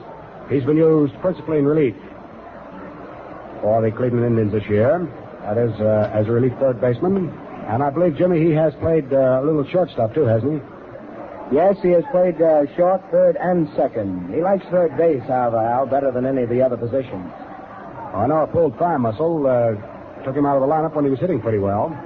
Now batting right-handed Sam Detty for his first at-bat of the afternoon. And he bunts the first pitch down the third base lineup with it as Hank Thompson throws to Davy Williams covering at first base. Sam Detty sent up to sacrifice Regalado over to third. Successfully does it. Sam Detty going up there batting at 266, and of course will hold that batting average. 5-4 put out on the sacrifice in case you're scoring along with us this afternoon. That puts Regalado running for Victor Wertz, who doubled to left center field on at third base in scoring position. And hitting left-handed Dave Pope coming up there, and they're going to walk him intentionally, setting up the opportunity for a double play. There's ball one on the outside.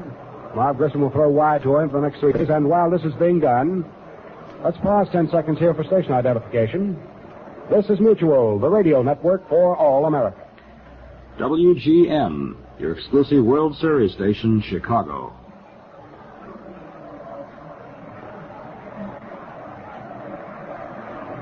We've just completed ball 4 to Dave Pope. And Bill Glenn, a left-hand hitter, is being called upon to bat for Jim Hegan. So Al Lopez is going all out here in his attempt to get this run in, to lead in the ball game here in the top half of the 10th inning, because once you get past those 9, as we all know, it's a sudden death affair. And, of course, Grissom has his work cut out for him very definitely. Bill Glenn, hitting left-handed, is being announced to the crowd now. He'll probably stay in and play at first base.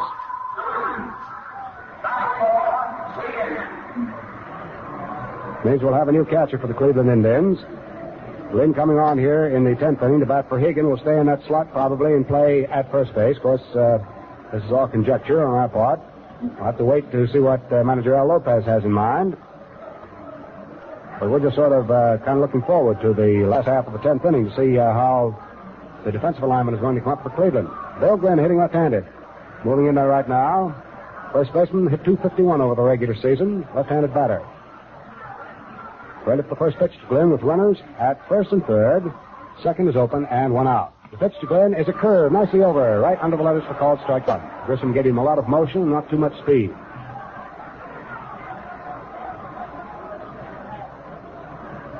The next batter up there should be Bob Lemon. Down comes the pitch again. Fastball swung on and missed by Glenn for strike two. Hank Thompson has been playing a shallow third base with Glenn up there. Of course, he has a double purpose at third. He's playing shallow. Glenn might drop one down, pop his swing and drop it down the third base line. And Regalado is on at third, and Thompson wants to be there and a benefit play back there for him. Regalado takes his lead off at third base. He represents a tie-breaking run for Cleveland. In comes the pitch, a fastball high off the peak of the cap for ball one. Left-hander Wendy McCall, along with Hoyt Wilhelm, the right-hander, down in the bullpen for the New York Giants, just in case Marv Grissom should have any more trouble here in the 10th inning. Wertz opened with a double. Regalado is running for him. Jandy sacrificed a runner down to third. Pope was walked intentionally. Pitch swung on by Glenn and missed. Strike three. Grissom came in with a hooky jerk curveball, and Glenn was after it. Missed it right off the fist. That's the big important out for Marv Grissom to be picking up at this particular point in the game. That gives him his second strikeout. 4 times Cleveland batsmen have gone down by the strikeout route. And the round of applause is for Bob Lemon as he comes out. Here's a chance for Bob definitely to strike a blow on his own behalf. Let's see, this afternoon Lemon has walked in the second inning, lined out to center field to Willie Mays in the fifth, wrapped up to shortstop Alvin Dark in the seventh, and in the ninth inning, hit a fly ball to left field to Monty Irvin. Time is called for the moment as Whitey Lockman comes over to say something to Marv Grissom and remind him that there are 2 out here in the top of the 10th inning. Regalado is on at third base. At first is Dave Pope. Second is open. 2 down. Score still 2 apiece, and Bob Lemon up. Grissom delivers to him, and Lemon takes a fastball that's low and outside for ball one. Quite a tense moment in the ball game here for Marv Grissom and the New York Giants. As Jim told you, this is Marv Grissom's ball game now to win or lose. He's won 10, lost 7 on the regular season. He's ready now. Delivers a curve, swung on. A line drive right to Whitey Lockman at first base for out number 3 to retire the side. And the Cleveland threat goes to the board. Oh, here in the 10th inning for Cleveland, no runs, 1 base hit. There were no Giant errors, and 2 Cleveland Indians were left on, running their total now to 13 to be left on and going to bat 10 times. So the score at the end of 9 1/2 innings of play remains Cleveland 2, the New York Giants 2. Well, we're in extra innings now, fans, and how long this game will go is the $64 question. The longest game on record took 3 hours and 28 minutes when the Tigers faced the Cubs in 1945. Now, you'll find plenty of interesting baseball dope just like this if you get yourself a copy of the Gillette World Series record book. Here's a great little reference book to have on hand all year round. It answers thousands of questions, highlights facts, figures, and features that make every game more exciting and more enjoyable. Buy today's one-piece Gillette Super Speed Razor at the regular price, and the book is yours free while they last. Now the last half of inning number 10.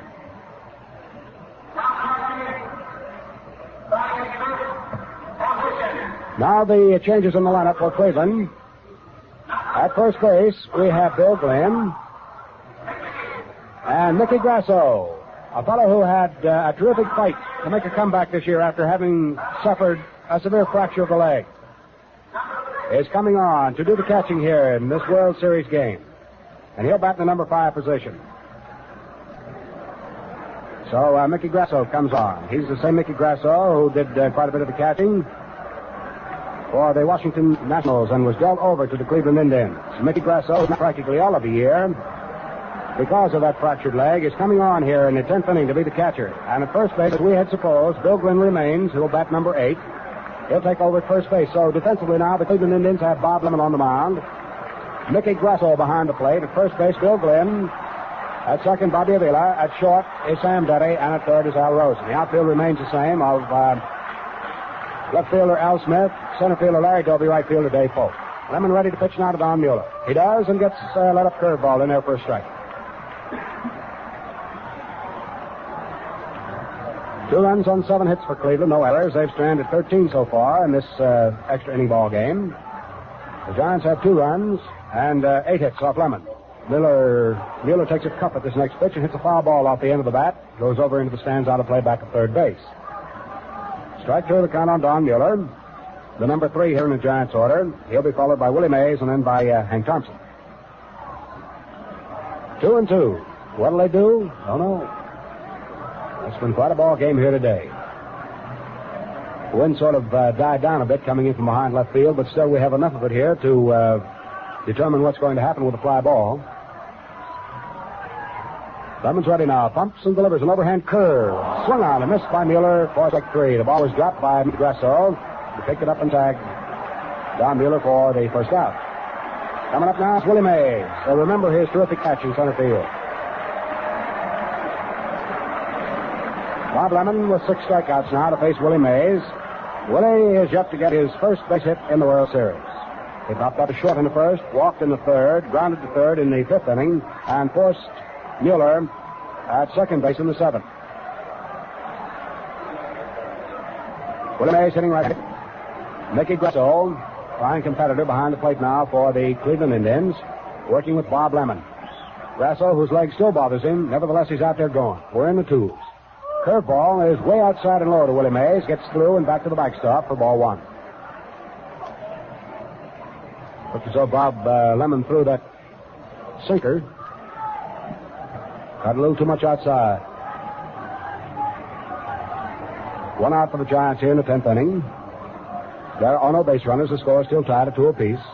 Hoyt Wilhelm is alone throwing down the Giant bullpen now. Looks as though it will be heat coming on in case he's needed. Lemon delivers a curve. Drives Willie Mays back from the plate. Flips in under the short ribs. Ball 2. 2 balls, no strikes on Willie Mays. Bob Lemon, who has paced himself very well here this afternoon, beats that ball down in the palm of the glove. Gets ready now as he leans forward. Takes a sign from Grasso. Grasso, the relief catcher now for Cleveland. Lemon delivers a curve. Snaps off low and outside. And Grasso is having a little trouble handling the curve balls. Fired in there by Bob Lemon. Willie Mays has a count of 3-0. 3 balls, no strikes.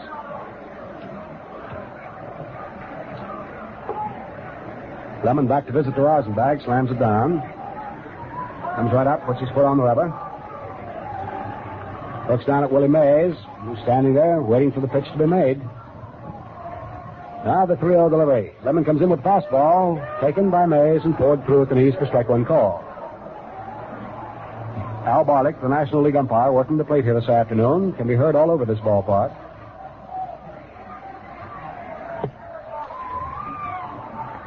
No doubt about it, when Barlick calls them, they're called. Fastball is outside and low for ball 4, and Willie Mays with 1 out draws a free ticket for first base to represent the possible winning run for the New York Giants. In the way of bases on balls, if you'll check me, Jim, that's the 4th given up by Jim Lemon. Second. The 4th given up by Bob Lemon. And coming up to the plate now is Hank Thompson. Hank's banked a single to right field back in the 3rd inning. He's rolled out to first, then hit his single to right. Came along in the 5th inning and struck out, and then was walked in the 8th. So he's 1 for 3 this afternoon, and has driven in 1 of the runs the Giants now possess. Now we're ready for the first pitch. Down it comes, there goes the runner. Willie Mays is going to try for it. Mickey Grasso throws down to second. It's not in time to Denny. And Willie Mays has stolen second base.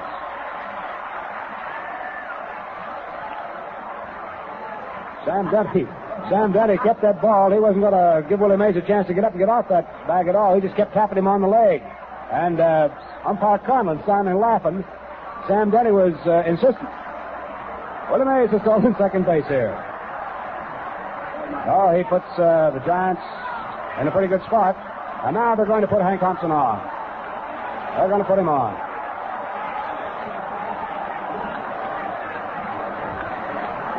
Well, put Thompson on, walk intentionally. Runners at first and second. That'll set up a double play situation. That's the thing the Cleveland Indians, of course, right now are hoping for. That's the place on ball. And here comes a guy that did a tremendous lot of damage to the National League pitchers this year. Dusty Rhodes coming up to the plate. There's the announcement for him, and you'll hear them yell for him as soon as they realize who is coming up.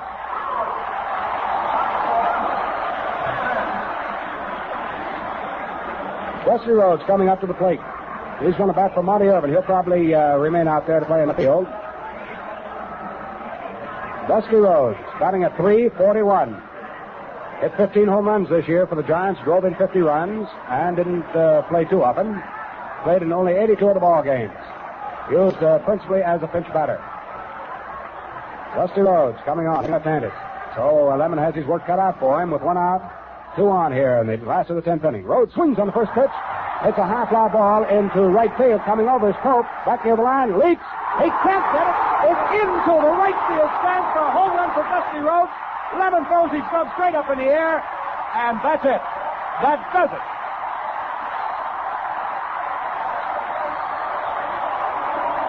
At the plate, Dusty Rhodes is being mobbed. He's being mobbed here in the last half of the 10th inning for his pinch hit home run in this World Series to drive in 3 of them. So it's a final 5-2. 5 runs for the New York Giants. 5 runs, and let's see, that'll be the 9th hit. 5 runs, 9 hits. They had 3 errors here this afternoon and left a total of 9 on the. So Dusty Rhodes gets off and continues to be known as the marvelous pinch batter. Dusty Rhodes, a home run in the 10th inning with 1 out and 2 men on. To drive in 3 runs for the Giants in the 10th. That was the only base hit. There were no errors. There was 1 stolen base. Nobody was left on. For the Cleveland Indians, 2 runs here this afternoon on a total of 7 hits, getting all off Magley. They had no errors. And left on the bases this afternoon, 13 for the Cleveland Indians. Well, everybody, it's all over. A storybook finish for the New York Giants in the first game of the 1954 World Series. And I know that a veteran reporter has many, many things to say about what has been seen here this afternoon. And in just a moment, Bill Corum will review the highlights of today's game for you. Ladies, imagine a home permanent that's really trouble-free. It's new self-timing Tony with 15-minute waving motions. With this new Tony, you're sure of perfect timing every time. There's no clock checking, no test curls, no guesswork. Your self-timing Tony is timed so right, your waves can't go wrong. Takes only minutes to wave and neutralize, gives you months of more carefree waves. It's the one permanent that's fast and lasts. And your wave will be soft and natural right from the very first day. So no matter how happy you are with your today. It's a new Tony, a faster Tony. It's self-timing, self-timing, self-timing, self-timing Tony. Well, that was quite a finish to quite a ball game, wasn't it? The 3rd time this year that Dusty Rhodes has walked up at that plate and hit a pinch hit home run, and I guess that probably never has happened before. I don't have any record here on it, but it's great pinch hitting anyhow, and it was the 16th hit that he had made in 46 trips to the plate, I believe, as a pinch hitter. Of course, he played regularly part of the season, too.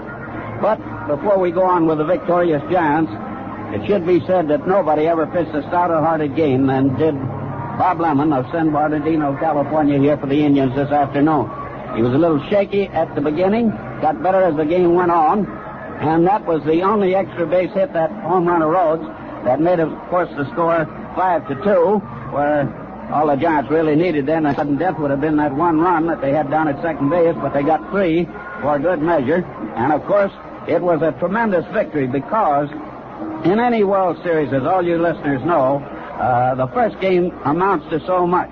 And also because Lemon has been, of course, if not the best, it's between either Bob or Early Wynn, I should say, because both of them won 23 games, but by some people at least considered their strongest pitcher. And he was a great pitcher this afternoon. And when you beat the top pitcher, of course, Magley didn't finish either.